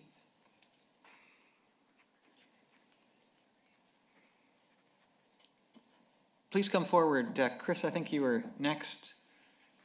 Okay. Yep, come on up.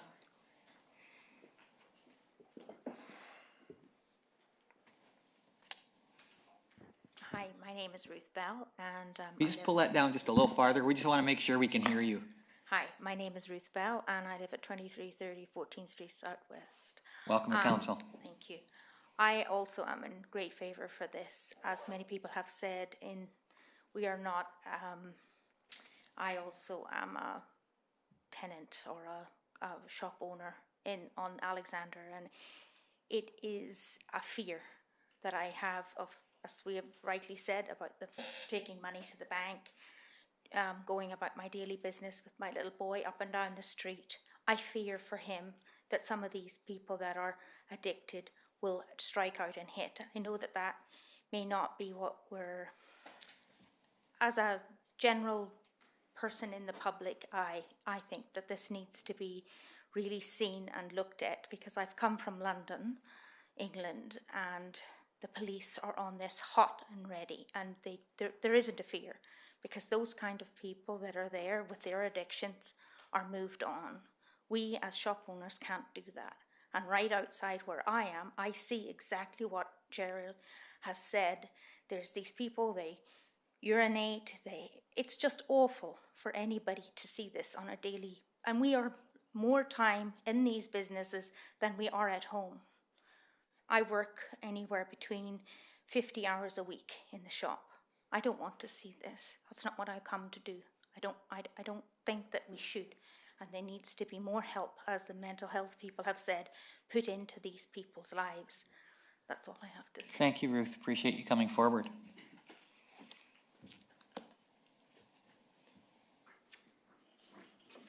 Is there other people who would like to come forward and speak to this bylaw?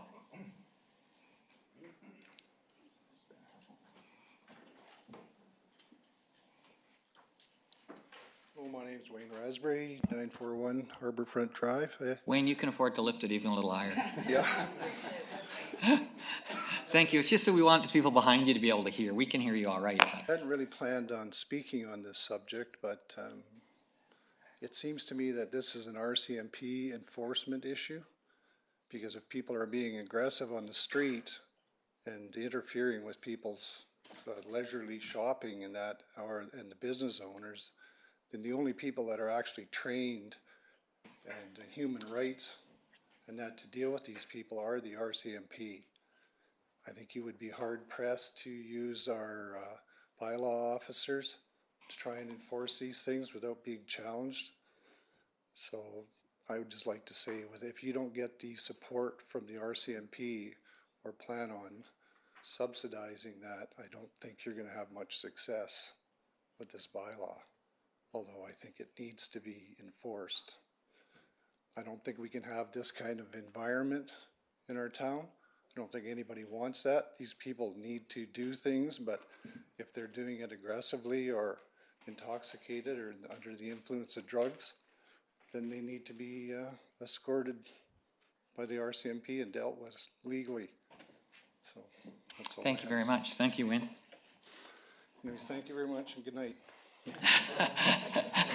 You should at least wait till the next person speaks. I'm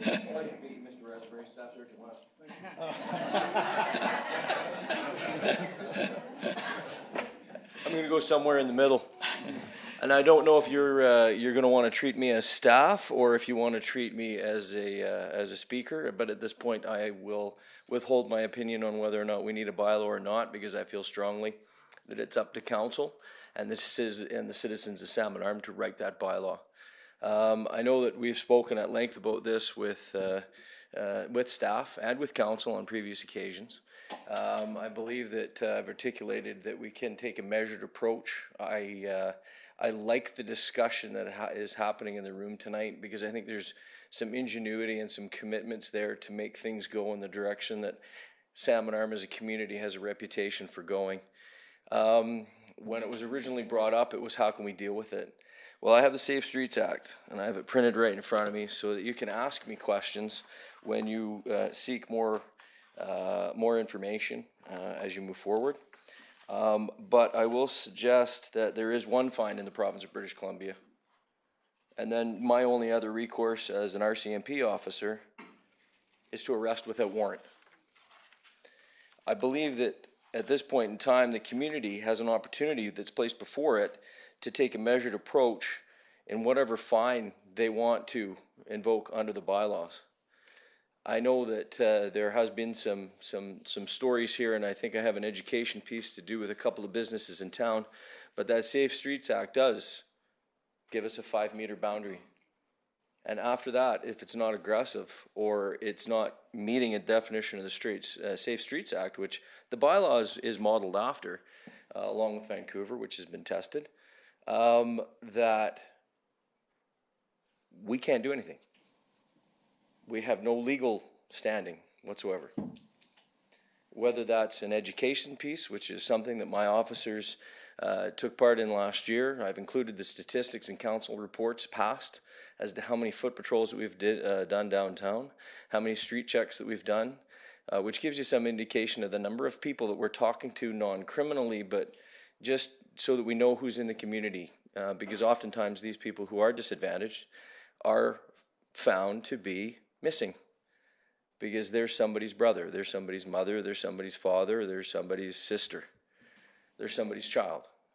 So if we have that foundation, maybe we might be able to find them and say, no, they're okay, they're in Salmon Arm. Or maybe we can't because of the Privacy Act, but I think you get my point. The fact that council and the community has the input and opportunity to A, set a fine, B, decide on whether or not they're going to prosecute that any further. And I know that there's been major cases go before councils and they've decided to prosecute for fines or whatever the case may be to red zone people from certain areas of town. The bylaw in and of itself and the way that it's worded does not do that. It does not prohibit a person from panhandling. It sets boundaries and limits, and it allows you to tailor that approach. And yes, the police would have a part in enforcing that, as would bylaws.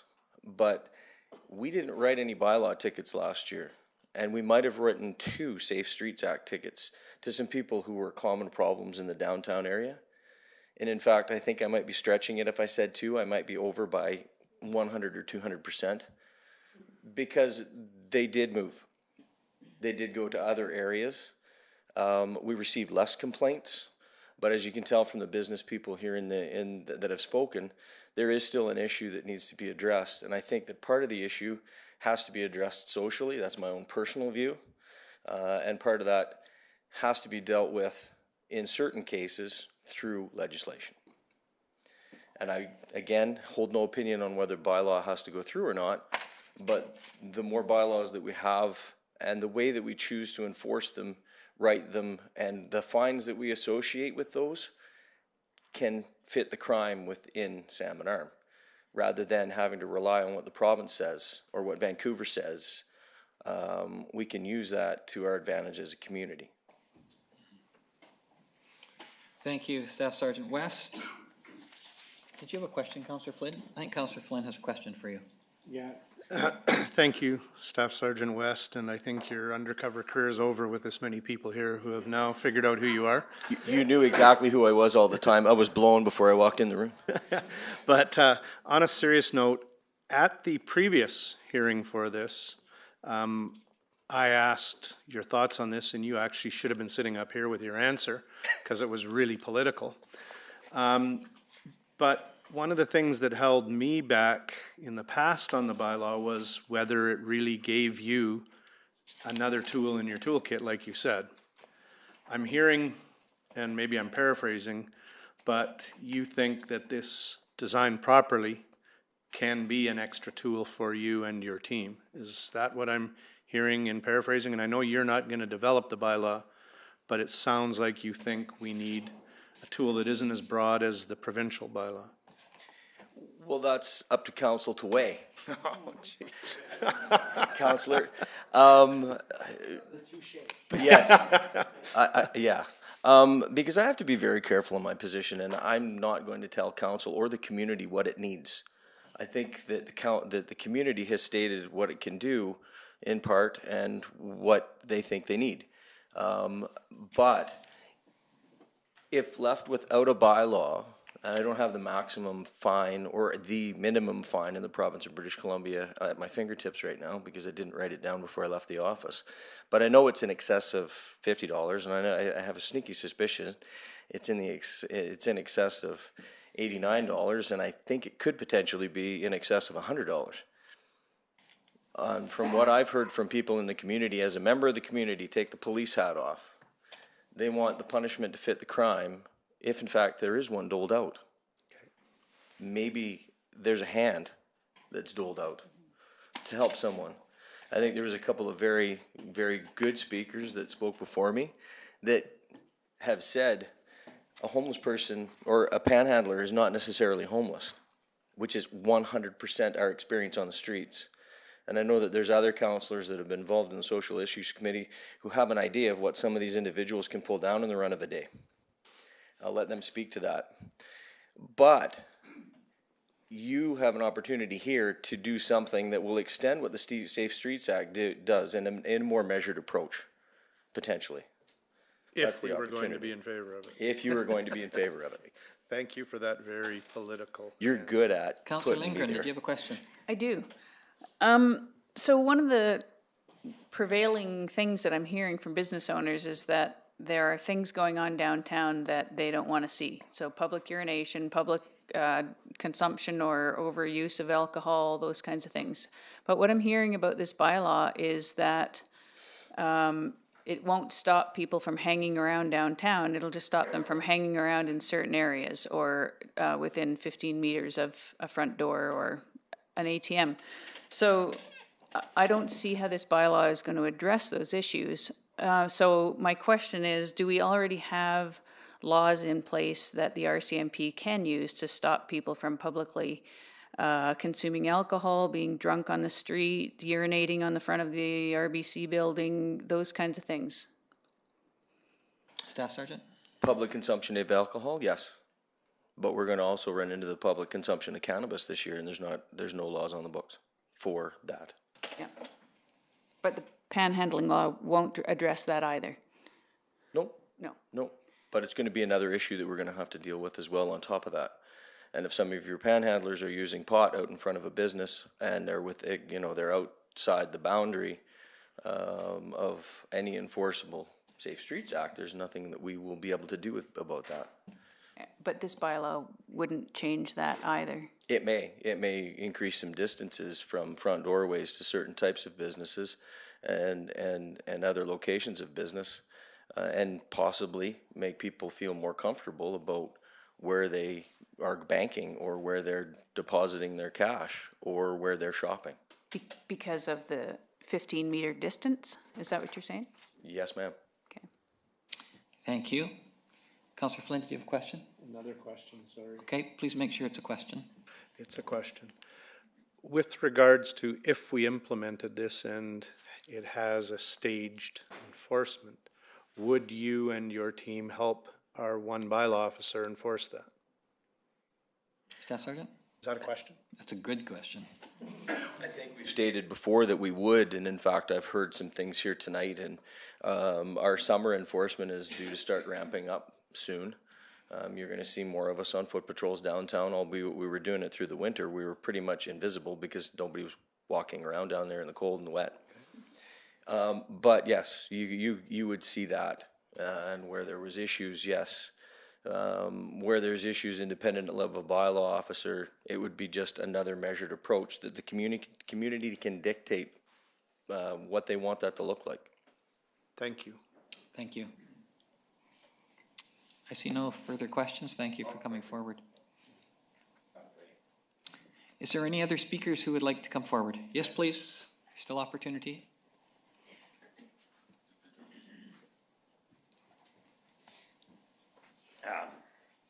Hello, I'm Gary Page. I live at 1121 First Street Southeast, and I broke my shoulder. But anyways, welcome, Gary. I'm oh yeah, and council, this is the first time I've ever done this anyways, but I think this has been a good discussion. I think what the gal who represents the CMHA said is really good, because I think the problem runs a lot deeper for the solicitors. And I understand what DSA, I think the donations are great, but that's not going to help those guys. But what I used to be was, I've always been employed since I lived in Salmon Arm, but I would sometimes come down and busk. And I enjoy that. And I socialize with people, and I'd make a bit of money, but that wasn't my end game. My end game was to actually practice my craft. And I would still appreciate or like to do that. And I have no problem having to purchase a license to be able to do that. Because I belong to the Legion. That costs me $60 a year, and I pay money there. So that's all I have to say. But I really would, I think it would be a mistake to not allow any of the busking. There's that young girl who plays the fiddle that impresses the hell out of me, that plays in front of the pie company all the time, and I think that kind of thing should still be allowed to continue. Thank you very much for coming forward. Is there other speakers who'd like to come forward? Yep, we still have a few speakers. I think And then Mr. Laird, and then this gentleman. Good afternoon, everybody. Kate Biskey, 1121 Shuswap Street, Southwest. I have an unusual business downtown that also utilizes a back alley, and no disrespect to the staff sergeant, I am in and out of there at all hours, and I have never ever seen a police car go through there. I have asked people many times to please move away from my back entrance because it doesn't make you feel very comfortable. I've had people urinate down in the loading dock, and I'm just wondering what it takes to get foot patrol or a drive-through through the back alley. Okay, we're speaking about a bylaw today, so I'd like you to speak to the bylaw, please. Yes, and I'm wondering how that bylaw will affect the people loitering in and around the back at night. They sometimes ask for money, they sometimes don't. How does this bylaw affect the after-hours crowd at night for businesses that have odd hours at night? And I'm just wondering if anybody can actually speak to that. Thank you for your question. We'll take your question. We won't answer it right this minute, but appreciate it.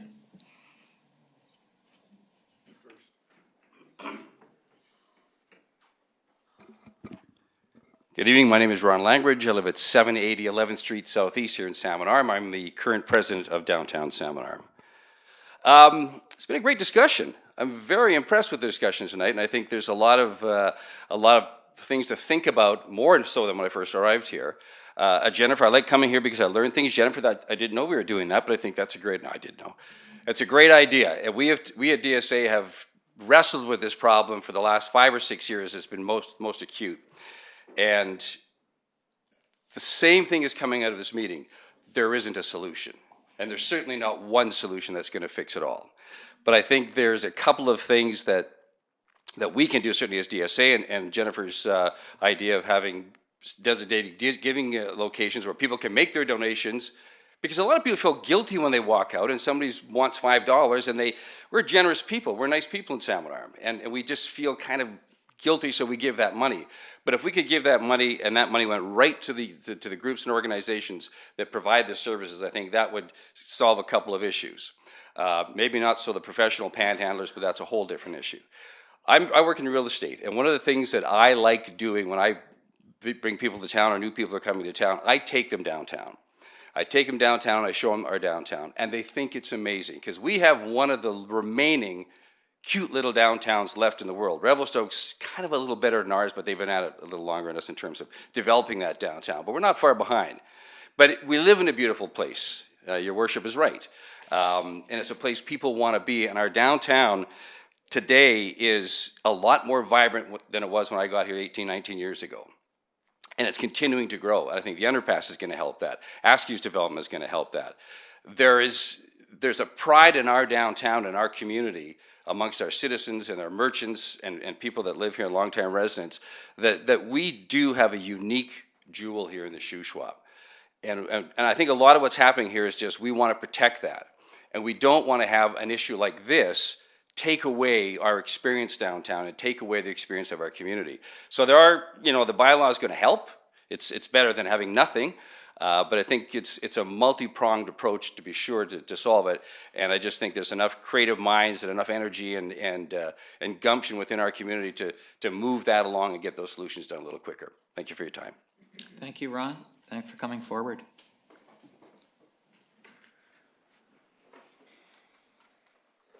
Good evening, Mayor and Council. Bill Laird, 2185 5th Street Southeast. As Ron said, it's been a great discussion tonight. Many of us downtown are frustrated. We're held to a certain social standard. These folks that we're talking about tonight, they hold themselves to their own standard, which many of us find to be a challenge. At the start of this, our planning officer cautioned us. He said that he had some concerns about us passing this as it is. And then we had Dawn tell us that she would like a little bit more time, or like the community to take a bit more time to sort some of these issues. I think both of those cautions should be listened to. I'm very interested in having a document or a bylaw that will allow us to work with these folks, but I don't think we're ready. I don't like to say that because this is the second time we've done this, but we're not there yet. This thing has no teeth. And we heard the staff sergeant tell us he can't do anything anyway. And I find that very challenging, as I say, in Canada, when if I don't pay my taxes on the 15th, the government's looking for me on the 16th. And yet we are giving money to these folks who are not able to manage their money. And so we've talked about an education piece for the public or whatever it might be, but the DSA plan that Jen proposed tonight is excellent. And that is not in place yet. Jen suggested that just recently at one of our meetings. So for my money tonight, I would like to see us work on this a little more. Kevin asked if the staff sergeant could participate and give us some guidance, which he appears to be reluctant to do, but I would certainly appreciate him doing that because he understands it better than any of us. And we do only have one bylaw enforcement officer, and I think we're all aware of what that's going to cost us when Marcel retires. We're going to end up hiring 3. So thank you very much. It's been a great discussion, very civilized, I might add. Because every society is judged by how it treats its least fortunate. And we do have them in our community, and we have a responsibility to assist them. But giving them money on the street is not the solution. Thank you. Thank you.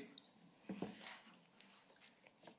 going to ask for a third time if there's any other speakers who would like to come forward. This is your chance if you have not spoken and would like to.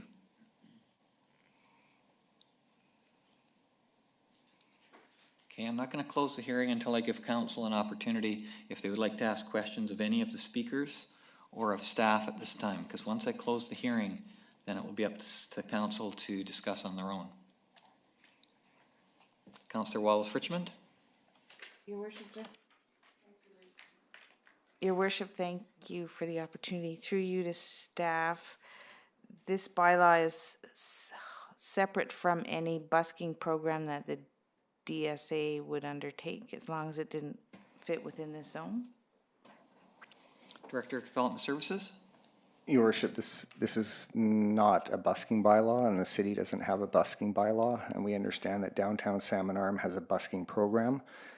The reference to busking in the definition, that was put in by myself based on probably the #1 complaint that I get personally. And nobody wants to actually come out and complain publicly, but they want buskers who are causing nuisances away from their business. Thank you for that answer. And if we look close at the solicitation, definition of solicitation, it says including the playing of musical instruments or equipment that causes a nuisance to the public. So it's specific to that. Councillor Flynn. Yeah. Oh, sorry. Press your button again. I think. Oh, one more time. Maybe I should just not speak. No. Councillor Wallace-Richmond asked a question that was tied into mine, and I was going to ask downtown Salmon Arm if they would be willing to kind of expand the busker program, but you've just clarified for me that it's not talking about traditional busking. It's talking about busking that's a nuisance, or playing of music that's a nuisance. Clearly that's dependent on definition, but I guess if there was a formal request to help with busking, would downtown Salmon Arm be willing to work on that? I believe so. Okay. Ron, yeah? Okay, thank you. Thank you, Councillor Flynn. Councillor Lavery. Yeah, thank you, Mayor Harrison. And I'm cognizant of this is the last chance to ask staff questions. So I'm going to be, when we start commenting, making a motion, an amendment to what we have that essentially extends this to entrance to liquor or cannabis retail stores. I'll talk about that at the time. My question through you, Your Worship, to staff is, would such an amendment in your opinion, impact the intent of the bylaw? Your Worship. Development Services. Your Worship, I believe that could be done quite easily under section 4.1, adding liquor store and cannabis store. That was my thinking as well, but I just needed the opportunity to ask the question. Thank you. Thank you, Councillor Lavery, and I may have misspoken. We will be able to ask questions of staff, and so that was my error. Any other questions, council? Any other people wishing to present? Okay, I will declare this, oh, no, I won't. Councillor Flynn. So a procedural question. If you close this hearing, we are then forced to either vote yes, no, or defer, and we can't get any further public input. Or amend. Or amend. But we'd have to amend now. After the hearing's closed, you can amend. Okay, so the ask for a pause, and which was just supported by one presenter, and the ask for a pause by Ms. Dunlop, that's not possible if we close the public hearing. Oh, yes, it is. Is it? Yes, you could make a deferral motion if you wished. No, after it's closed, we could defer. Okay, I want to make sure I've got complete understanding of the process after you close. So if we defer after you close, we can still get input? Staff? No, from staff, you can ask questions, but from the public, no. Okay. So, Councillor Flynn, does that clarify your question, or do you want me to go through staff and just make it clear? Well, I think I understand the answer is that if I wanted to allow the community to take 2 weeks or a month to try to do some of the things that were talked about, I would have to ask to we did this with smart centers, put the public hearing on hold and come back, or recess the public hearing. That's the word I was looking for.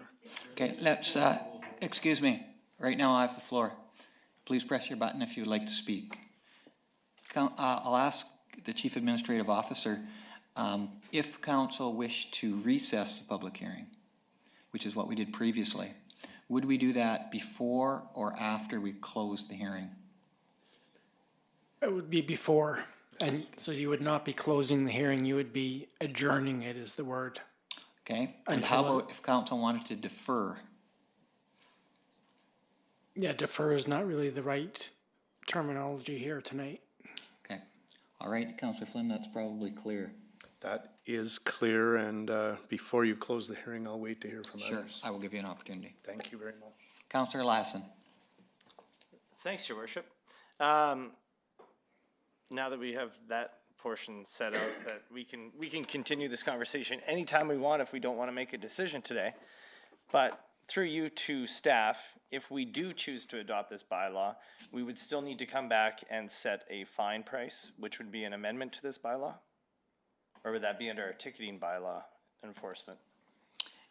I'll just ask the Director of Development Services to repeat the piece about the ticketing and amount, just so we're clear on that. If council was to adopt the bylaw tonight, then council would not be obliged to have a ticket for this bylaw. Like the pesticide bylaw, there's no ticket for that. Okay. But most bylaws do have tickets. And so sometime in the future, staff would probably bring forward a bylaw with ticket options. Okay. Do you want to follow up with that, Councillor Lassen, or? Yeah, so if we decide to adopt as is today and close the public hearing and adopt the bylaw, if that happens with amendments or not, at a future date, after we'd given it fourth reading, brought it in, if we decided that there was more valuable community input that we have received after, because after third reading, there's no new input that we can receive from the public, after it's closed and fourth reading has happened, if the Social Issues Committee and some other people have come back and said, hey, we like your bylaw, but we think there should be amendments, could we revisit this bylaw in 6 months to make those amendments? Yes. Rather than going through adjourning this public hearing till another date and prolonging that process, so we make necessary amendments and then retweak and plan to revisit with a ticket bylaw in 6 months to see how it's all working. Would that be a fair solution to this problem? That's a possibility. Okay, thank you. Councillor Wallace-Richmond.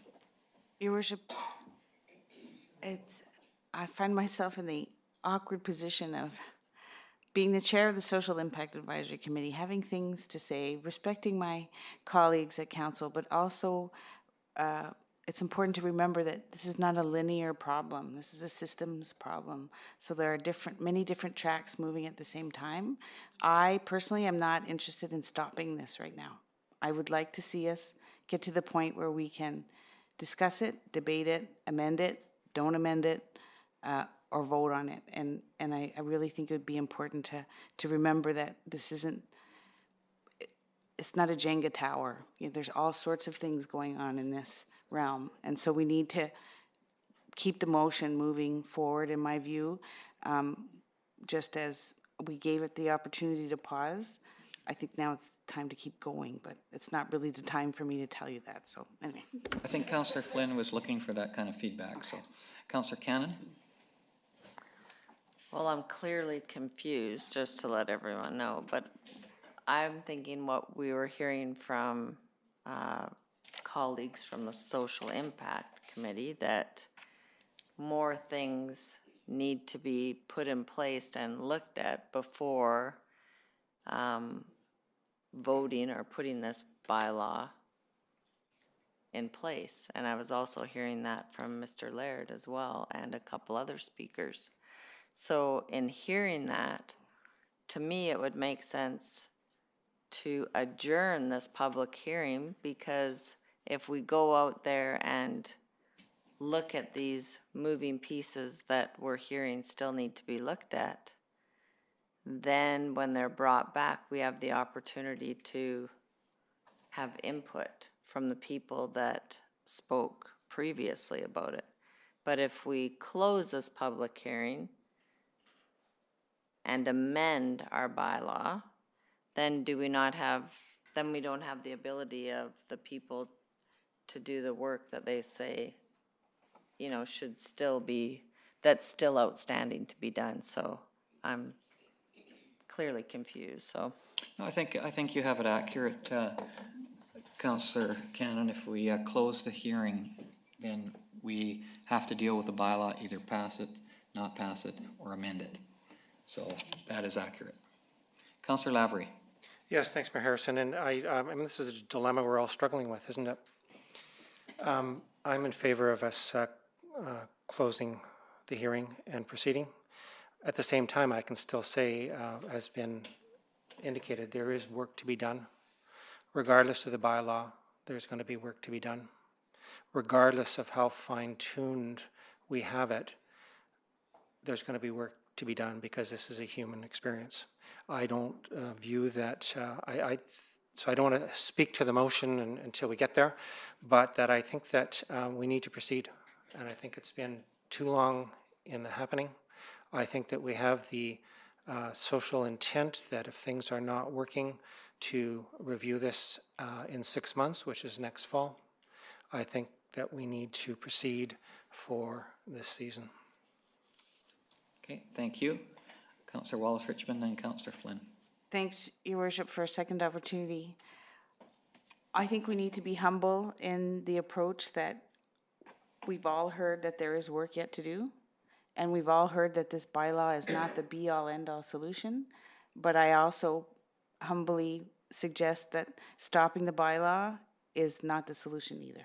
So the work can continue to happen without the pause. So that would be my hope, that we can have this conversation yet today and not and understand that the work will continue regardless. Work has gone on for years already. So we're being asked to govern, and governing means making decisions. So we need to make this decision. If we hadn't, we wouldn't have brought it back. Councillor Flynn. Thank you, Your Worship. And I am not going to argue with any of the comments made by any of my fellow councillors, and I do appreciate everybody for your input.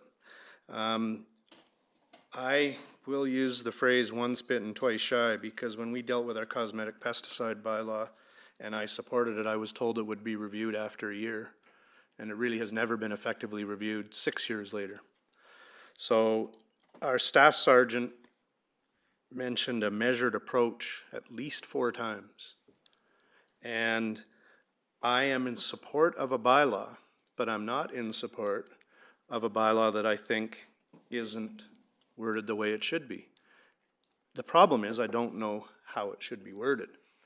And I am one who wants to take pause, and I'm not saying to wait till after summer. I'm saying to wait 2 weeks to a month and make sure we get it right. I think we need it in place before the summer. I think we need it in place, but I want it to be the right bylaw, and I don't think it is right now. And I don't want to defeat it, but I want the measured approach, and I want the collaborative approach. And yes, we've given it time, but I don't see it being any different than it was before. So I don't know the process to, is it just a vote to decide if we're going to? Yes, Councillor Flynn, no one's made a motion yet to adjourn the hearing. If you were to make that motion, I'll just check with the Chief Administrative Officer. Chief Administrative Officer, is there any discussion if someone makes a motion to adjourn the public hearing, or is it like a deferral where there's no discussion? Well, there is no motion to adjourn the public hearing. Not yet, but if there was one.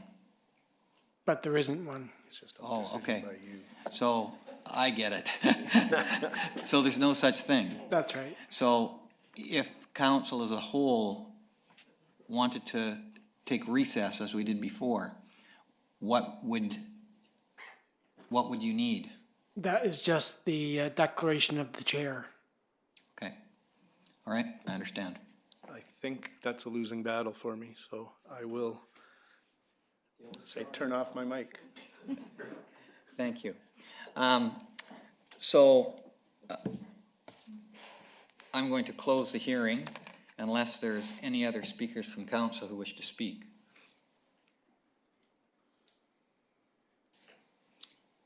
Seeing none, I'll close this hearing and we'll move to reconsideration of the bylaw.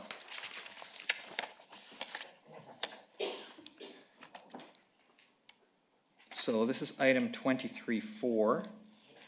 I'll get the proposed motion on the floor to start with. Could I have a mover and a seconder for the motion? Councillor Eliason moves, Councillor Lavery second. And I'll have the administrative officer read the motion, please. Moved by Councillor Eliason, seconded by Councillor Lavery, that the bylaw entitled Street Solicitation Prevention Bylaw number 4273 be read a third time. Thank you. Councillor Wallace-Richmond. Thank you, Your Worship. I'm grateful for the opportunity to have this part of the conversation. That's the one part of sitting on this side, is you don't get to say what you want before it's the time to say it, but you do get to say what you want when it's the time to vote on it. So I have a number of comments I'd like to make, followed by 2 small amendments to the motion. And I hope you'll indulge me. I know it's been a long day. Councillor Wallace-Richmond, could I ask you to make your comments and hold your amendments until other Yes. people can speak to the Yes, main issue? absolutely. Okay, thank you. So first of all, I completely agree with CMHC that there is work missing, and we need to keep doing that work. But as I say, this isn't a linear problem. It's a systems problem. It's not mutually exclusive. It doesn't mean we can't do more on other fronts just because of the wording in this bylaw. There have been people working in this community with our vulnerable populations for decades, and they've been fine without the bylaw. So our job here is to add this layer, or as Sergeant Scott says, to put another tool in our toolbox. And it's not a nice tool, it's not a power tool, it's kind of a tool that you only use in desperate times, but it is a tool that we need. The other thing about waiting or going now is if we wait, so if you look in the bylaw, there is a piece about people being in the street and soliciting change at car windows, squeegeeing in intersections. I mean, how long do we have to wait until maybe that is a concern? So I tell you from the bottom of my heart, I'm coming to this from a point of view of public safety for our residents, public safety for our visitors, public safety for our merchants, but more above everyone else It's about the public safety of these vulnerable people. I too have an office downtown. I have spoken to each and every one of them. I have run them errands. I have given them bus tickets. I have bought them lunch. I have walked with them to the church so they could get a bowl of soup. I have never given them money. And I want you to know that that community in that is that much vulnerability. There's mental illness, there's addiction. They aren't always very nice to each other. There's a lot of aggression. There's a lot of trauma, a lot of hurt. And if we say as a community we really want something to change, and yet we don't do anything to change it, nothing will ever change. The one thing I heard consistently from every speaker tonight is something needs to change. Well, if that's something, if one of those somethings can be clarity around what is and what is not permitted in some parts of our community, I think that's a motion forward.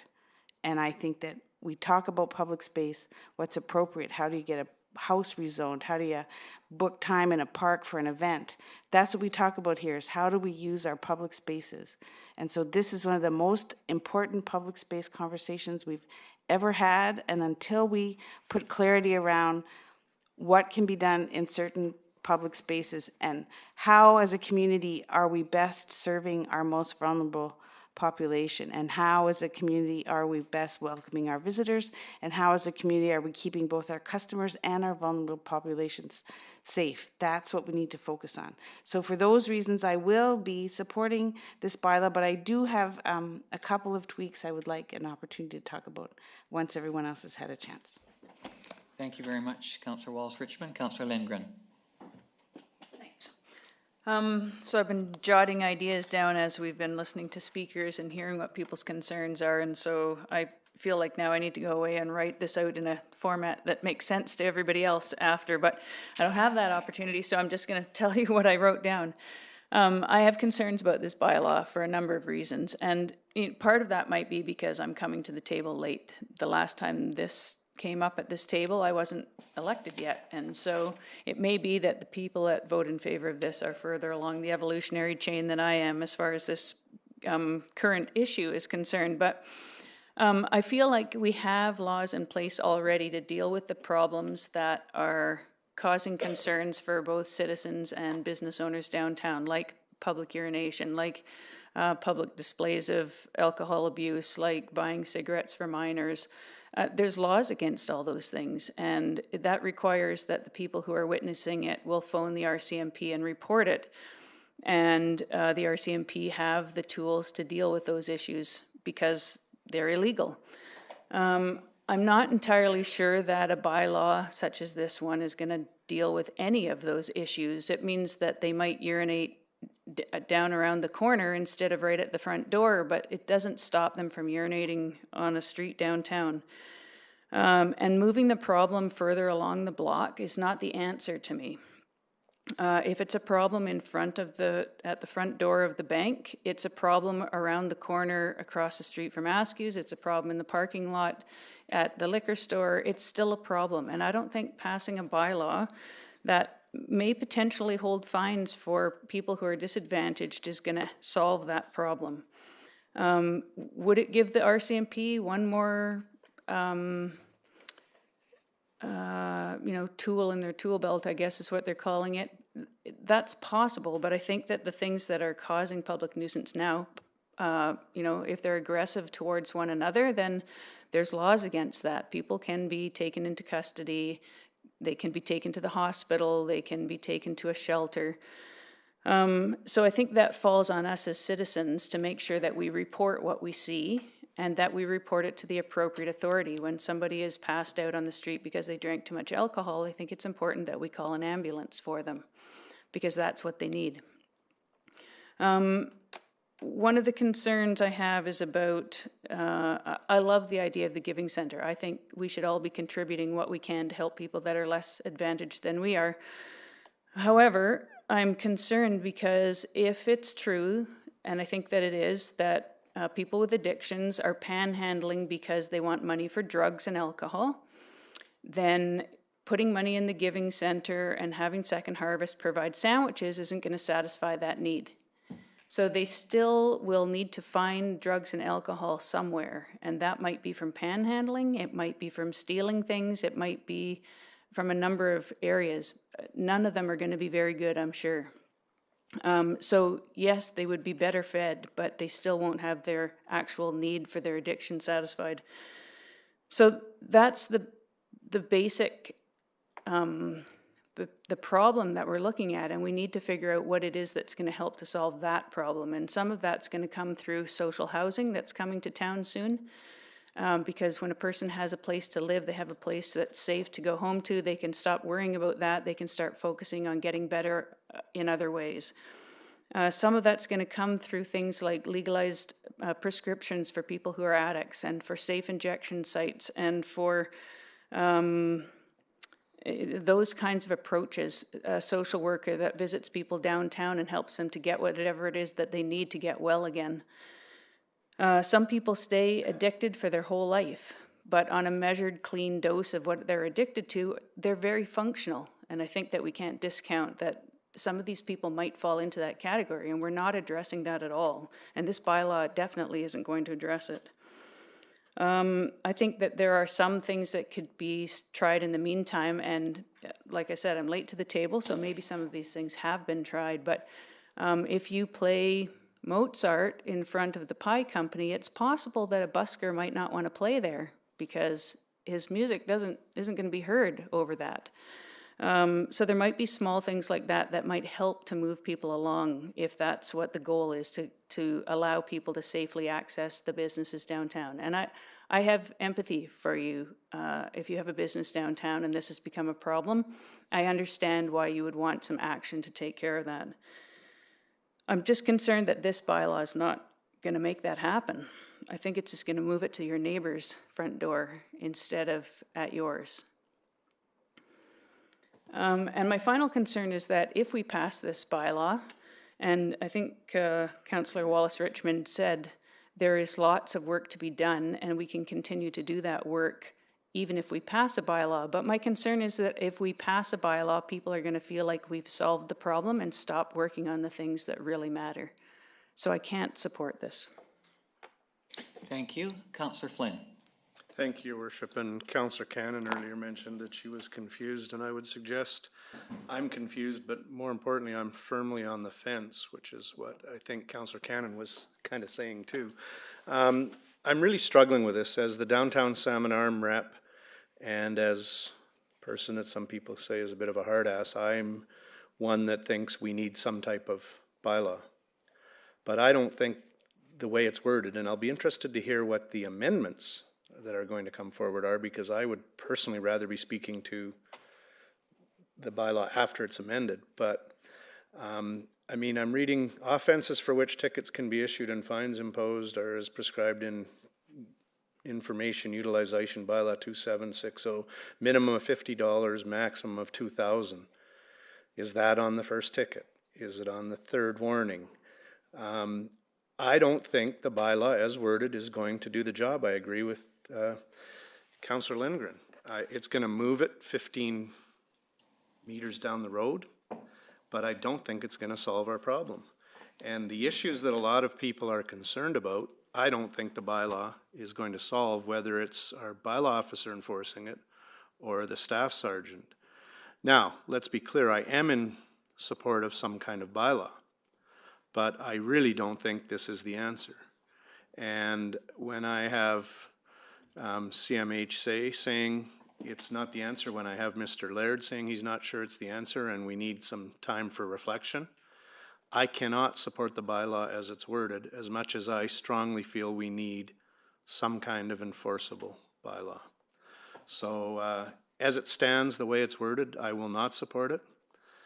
That does not mean I don't support a bylaw. I just don't think we're doing this right. And to throw a bylaw in just because we feel we've taken time to talk about it, I don't think we've come up with the solution using the people that have just said they wanted to be a resource. So I'm asking for pause, but I guess my only option is to defeat. Thank you, Councillor Flynn. Councillor Lavery. Yes, thanks, Mayor Harrison. So first of all, thanks for the input from everyone. Thanks for the hard work that staff has done. We do ask staff for policy options, and their job is to do it and to get back, and our job is to make those decisions. I think we all know that. I'm really pretty appreciative of the careful and respectful tone, not only in the presentations, but at the discussion at the table here as well. Not only are these complex issues, but these are issues where people have different perspectives on aspects of it. I actually don't know of any bylaw up and down the valley that is actually fully, truly enforceable. I don't even know many of our bylaws that are truly enforceable, to say it, but in street solicitation, it's a mix of nudging, of going in with heart, and if needed, going in with a heavier hand. And I must admit that that's the approach I take here. I appreciate the further discussion and input we had. We last looked at this in August, and we said we need to hear more. And we have here, and that's met my threshold anyhow. And for me anyhow, this is not an issue of not wanting to see poverty or kick it around the corner or hide my face and move it. It is not in the least. I fully get people are struggling with addictions and mental health. There's a lot of need in this community, and actually most of the need, seniors, moms with children, are not down panhandling. And I think the efforts that we need to make in terms of, we have to up our game in many ways. This is an amazing giving community. We still need to do more, but I don't fully link that with the situation that we have in hand. I think it's perfectly acceptable for us to determine the expected behaviors in our common spaces, in our key common spaces, in our signature common spaces. And we have this problem because our main street is an attraction for tourists, for businesses, and for the economic aspects of panhandling. They collide. We know this. And I think it's an economic decision here. I'm not okay with public intoxication, and I see it regularly. I spend a fair amount of time down there. And this is a bit of a repeat that I did in August when we went through this. There is a subculture of violence for preferred panhandling places, and it's the most vulnerable are even more vulnerable. I'm not okay with drug dealing on our signature streets, and while there may be other bylaws on it, this helps with that. I know drug dealers when I see them, and it's happening. It's happening with youth, and it's not acceptable. I'm not okay with people sitting and lying on the streets. This is just bottom line for me here right now. I'm not, and I think the bylaw addresses that. And I'm not okay with downtown merchants being collateral damage in us not having somewhat more effective tools. And I'm also realistic enough and not simplistic enough to think that a new bylaw is going to dramatically change this. This is a work in progress. We're going to nudge, I would argue. We're going to shape. We're going to try to establish some acceptable procedures. I am perfectly fine with the reasonable expectations in this bylaw. I know a lot of working time is going to take place. I fully support the buffer to 15 meters. We are playing catch up with, and you know, it's terrible to use the word best practice in this situation. It really rings the wrong way, but the practices that other local governments are putting in there, dealing with the same, they've gotten ahead of us a little bit in trying to deal with the same approach to this vexing problem. I'm fine with that, and all my personal, my professional, my political life, I've supported social equity and moves to work with poverty. But I also support us having this other tool to determine the behaviors we have on our street. Your Worship, I will make an amendment. Again, I referred to it earlier after the rest of the comments, and it really just adds another application to the list of the 15 meters. Yeah. Thank you. I think Councillor Eliason's next. He hasn't had a chance to speak. And then if there's I'll speak to an amended motion if he wants to make the amendment. Okay, I think Councillor Wallace Richmond actually was first in the amendment line, but do you want to go ahead? I'm happy to follow amendments. Okay. It's 9:45. Okay. Do you want to press your button, Councillor Wallace Richmond? Thank you. And then we'll go to Councillor Lavery and anyone else after. Your Worship, thank you for the opportunity a second time. On the matter of the amendment, I would like to see an amendment to the motion that calls for the third reading of the bylaw. Because it's important to frame this in the reality that the bylaw is only one of 100 other things that needs to also happen, but a lot of those other things can't happen without the bylaw. So there's a mutually exclusive need. I have had many conversations with the Social Impact Advisory Committee, and at every turn we talk about how the response to panhandling and homelessness and social issues in general is a collaborative and compassionate framework to address our most vulnerable population. So as part of the bylaw, I would like it to be added as a second and that. The City of Salmon Arm commits to working with social agencies to develop a coordinated and compassionate framework for vulnerable populations. I think it would be key to add that to the motion. Can I have a seconder to that amendment? Councillor Lavery. Thank you. Speaking to the amendment, Councillor Wallace-Richmond. As I mentioned before, it just adds another layer of compassion and understanding that a bylaw is only one tool, and to argue about whether or not it's the right tool, it would be an error to discount the whole toolbox when you do in fact need that specific tool. Thank you. Councillor Eliason, speaking to the amendment. Sure, so we're adding a whereas? Yes. Whereas the City of Salmon Arm commits to working with social agencies to develop coordinated and compassionate framework for vulnerable populations. Oh, perfect. My comments are going to fit right into that, sort of. You haven't had a chance, so you go ahead. Yeah. Your Worship, you could do both amendments at once if you wanted. A friendly block? All right. Okay. All right. You guys want to do omnibus amendments? Okay, Councillor Wallace-Richmond, second amendment. The second amendment also relates to the fact that we've heard deep concern from the community, especially from the August portion of the public hearing, that the fines are the idea of levying fines and therefore taking a punitive approach to poverty. I think it would be important to add as part of the motion that the city recognizes that the main intention of this bylaw is not to issue fines, and that we will follow work towards education and, as you say, a moderated approach towards helping vulnerable people. But it's important to have that option, as we have learned from other communities. Okay, so the City of Salmon Arm recognizes that the main intention of this bylaw is to not issue fines. Okay, that's the second part of that amendment. Councillor Eliason. Cool. So we've dealt with a lot today. You guys got here just before 7. We got here around 1. And then we had a bunch of other stuff this afternoon. A pretty packed agenda if you got a chance to pick up a piece of paper. So we've dealt with the entire spectrum of what my 14 years at this table has brought me to. We had a new playground, right? Some new stuff, new housing developments. We had a super, super, super important text amendment that nobody spoke to, but we're going to speak about it after this because we have another portion. But like maybe the biggest thing that's happened in Salmon Arm in 25 years. So no bylaw is perfect. I haven't seen a perfect one.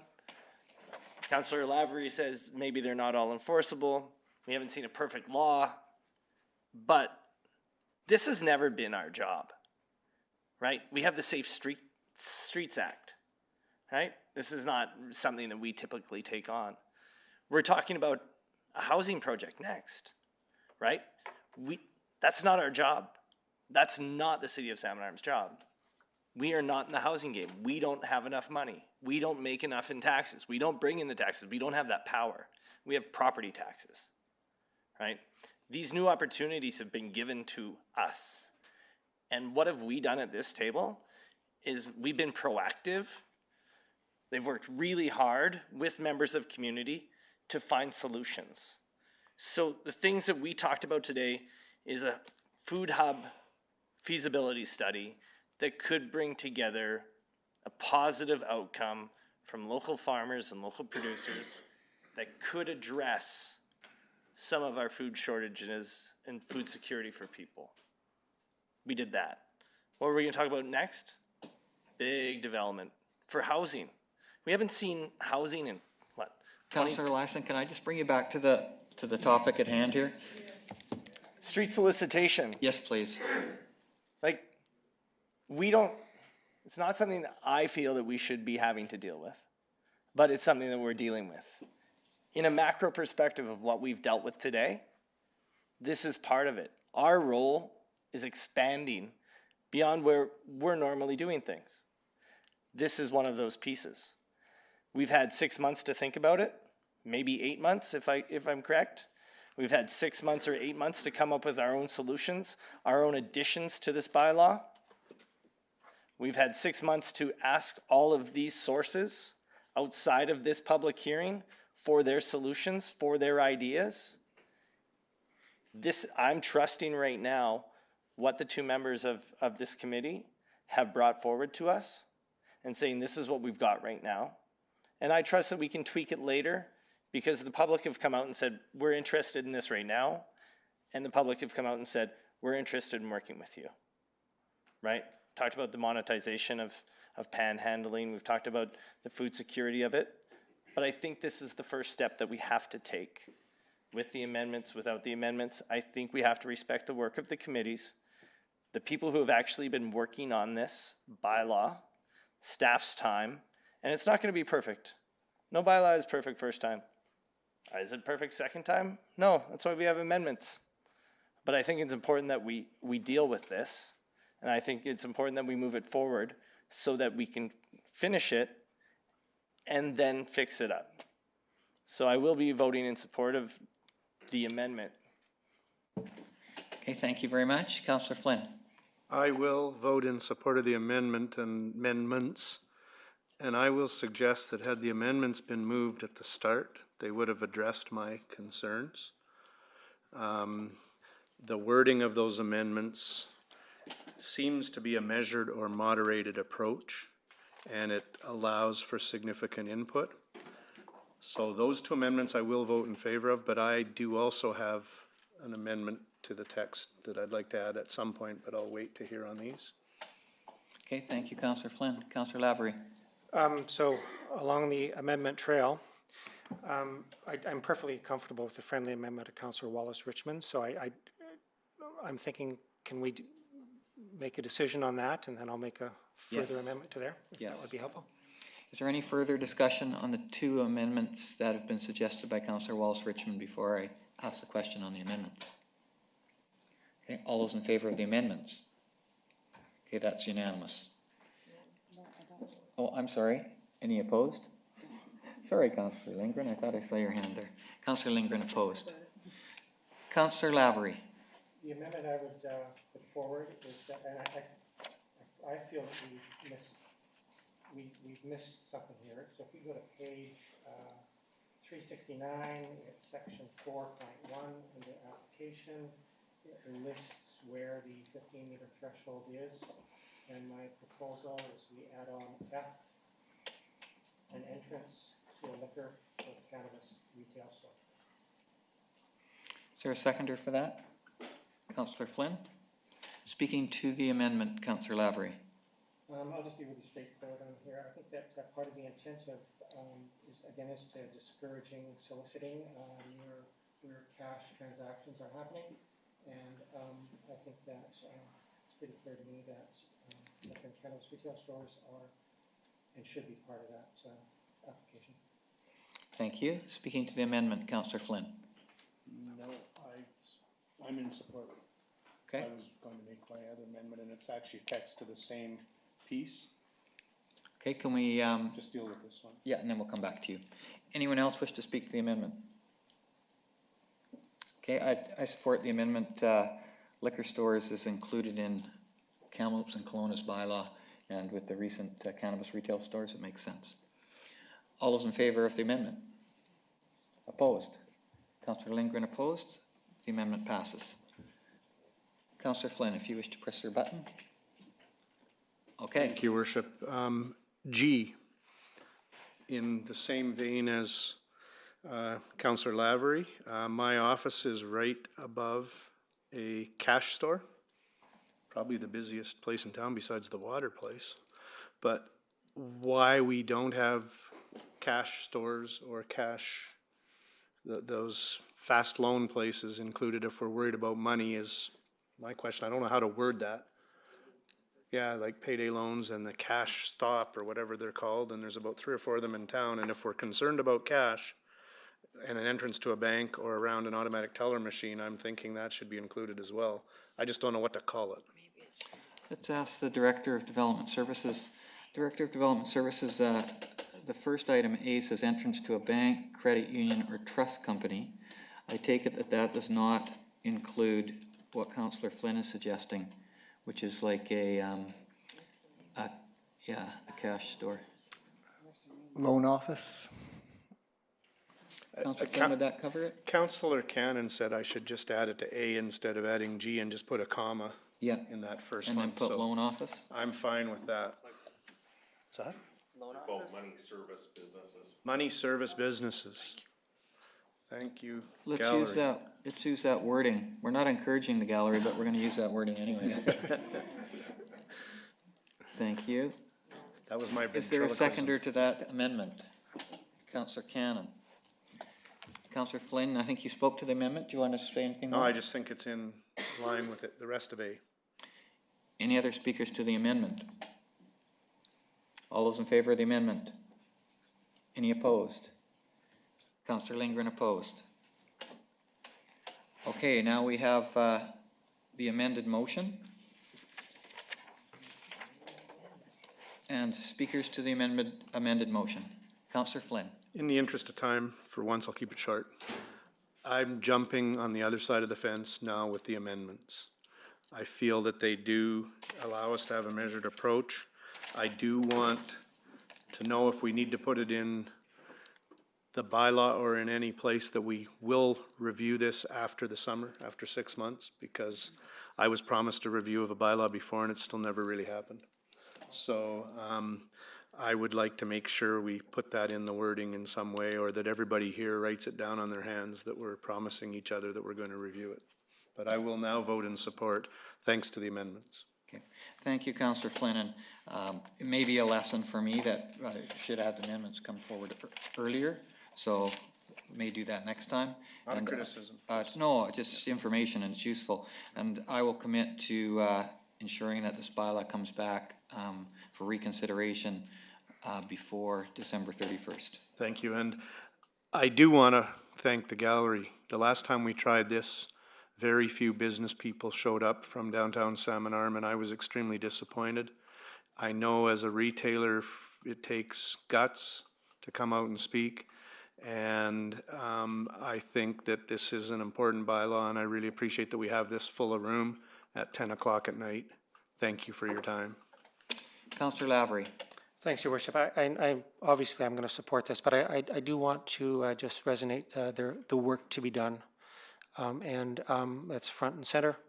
We need so it's not just bylaw review. There's a lot of work to be done here, and I think that we'll be fully apprised through social impact, and we won't need to set a review date. I think we'll be having input as we go forward. So thank you, everyone. Thank you. Other speakers to the bylaw as amended? Any other speakers? Okay, I'll just share my thoughts. First of all, appreciate people from the gallery. We had many written responses as well, besides people who came forward here. And so it shows a real interest in our town, and I appreciate all those who came forward. And also those who spoke casually to me over the last 8 months. We were at a SOGA conference all of us, and we heard a guest speaker, his name was Joe Roberts. He's a Skid Row CEO, pushed a grocery cart across Canada. Amazing presentation if you ever get a chance. But one thing that he said that really stuck with me, that was very much about what we're talking about today, is he said, people like me who were in what he called level 1 on Skid Row, an addict. People like me who are in level 1 need direction first, even more than they need support. And our jurisdiction at this table, our job here is to provide direction. We cannot duck this leadership piece. And we have to understand what our jurisdiction is and what we can do from this table. There is a myriad of help out there, and we've heard a lot of it this evening, and I really appreciate all of the ideas that have been shared. There's things like kindness meters. There's supportive housing that we're working on. We learned about training for bylaw enforcement officers. There's outreach support that we need to get better. There's on-foot RCMP patrols that happen. We want to increase the lighthouse shelter and increase the hours, make it year-round. But we cannot wait until all those things are done before we do our piece up here. Because this piece is our job. And the concerns I've heard from businesses downtown are legitimate concerns. The concerns that, and those concern me, but what concerns me even more is concerns I hear from individual residents. And I tour the seniors facilities and talk to people out there. There is, especially, older people in our community who do not go downtown. They do not go there because they feel scared. We cannot have that. And the one piece that we can do about it up here is to pass the bylaw. That will help. It's not going to solve the problem. It's one little puzzle piece. It's one more tool. But we all want a vibrant downtown. And I think Ron is correct that we still have a chance to make our city downtown the best there is. We've got a lot going for us down there. There's lots happening. But we need this piece. Every other community in the valley has a bylaw. Every one. From Penticton north, except for us. Now we have to give direction. And we have to say, yes, there is a set of expectations here that we have as a city. And we can't enforce everyone, we know that. But the other thing that Joe Roberts said was, the people who are panhandling are going to pay attention to this bylaw, especially if we don't pass it, because that's giving a big message. Yeah, it's allowed. You do whatever you want. And that is not the message I want to give. So the bylaw is important. It's not the only answer. And I hear people who suggest that we need to wait, we need to take pause, we need to improve, we need to do some other things. I agree with all those. We need to do other things. But we paused this bylaw back in August. And I don't think we're going to be anywhere different next August. We're going to be sitting up here with the same situation. And I'm not wanting to be in that position. I want to do my piece, and I want to help with the other pieces. And so our motto here is small city with big ideas. And this is a big piece of that. Because if we have people, our own shoppers, who live in the city, who don't want to come to the downtown because they're scared, what about the tourists who come here? The word spreads. And so for me, I think the bylaw, it is crucial that we pass the bylaw. It is a message that we're passing out there, that this kind of behavior is not permitted. We will help. We will help you. But there's expectations there. And I fully support the 15 meters from 5 meters. It's a big difference. Most of the other cities, Kelowna, Penticton, Kamloops, all have a 10-meter distance. Safe streets is 5 meters. I want to go farther. I want to go 15. It's a message. You have to be 15 meters. And councillors may be right that we're pushing that problem a little bit. It's true, we probably are. I want to push it. I think that's our job. So I'm going to support the bylaw. Is there any other councillors who wish to speak? Okay, all those in favor? I saw you flinch. Opposed? Councillor Lindgren is opposed. The bylaw passes. Thank you very much. Thank you for all of your input to it. We have one more item.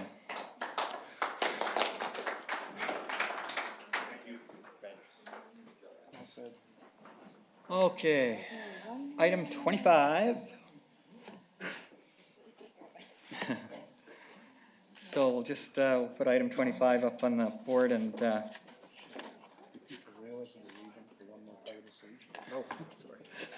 think they've had it. Thank you very much for putting that up on the screen. Is there a councillor who would like to move this motion?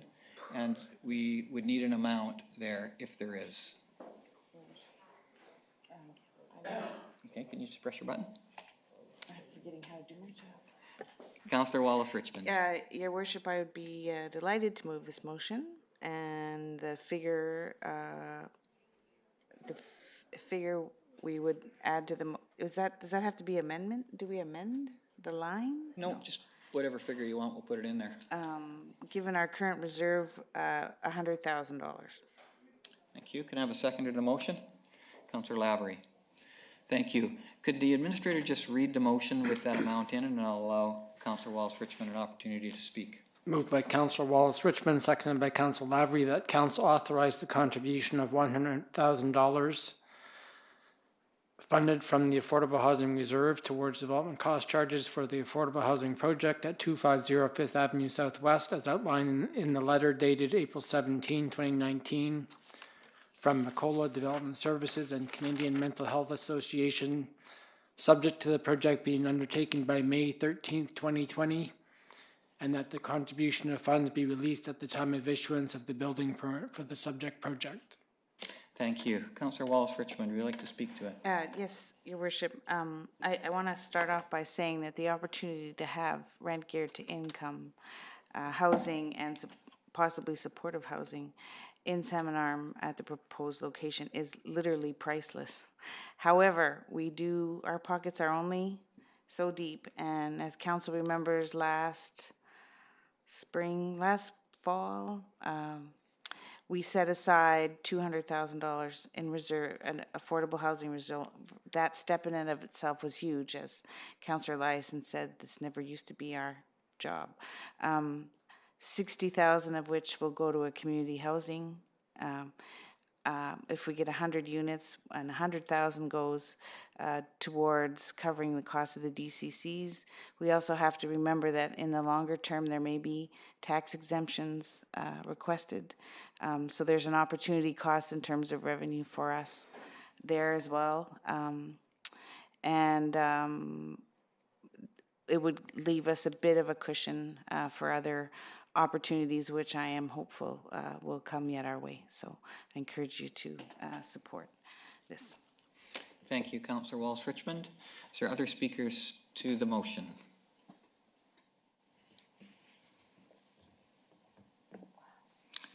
Seeing none, I'll just make a quick comment in that we want to do our part, and we feel this is a piece that we can do.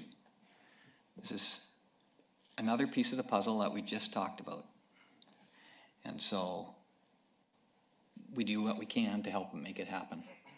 And thank you to all of the people involved in putting this together.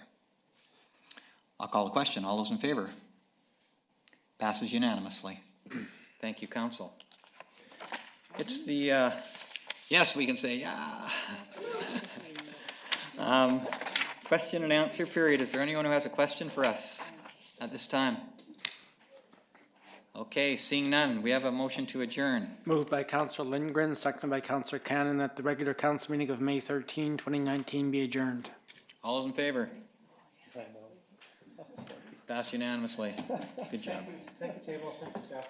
Good job. That was a long night. Good job. Good discussion. So I just want to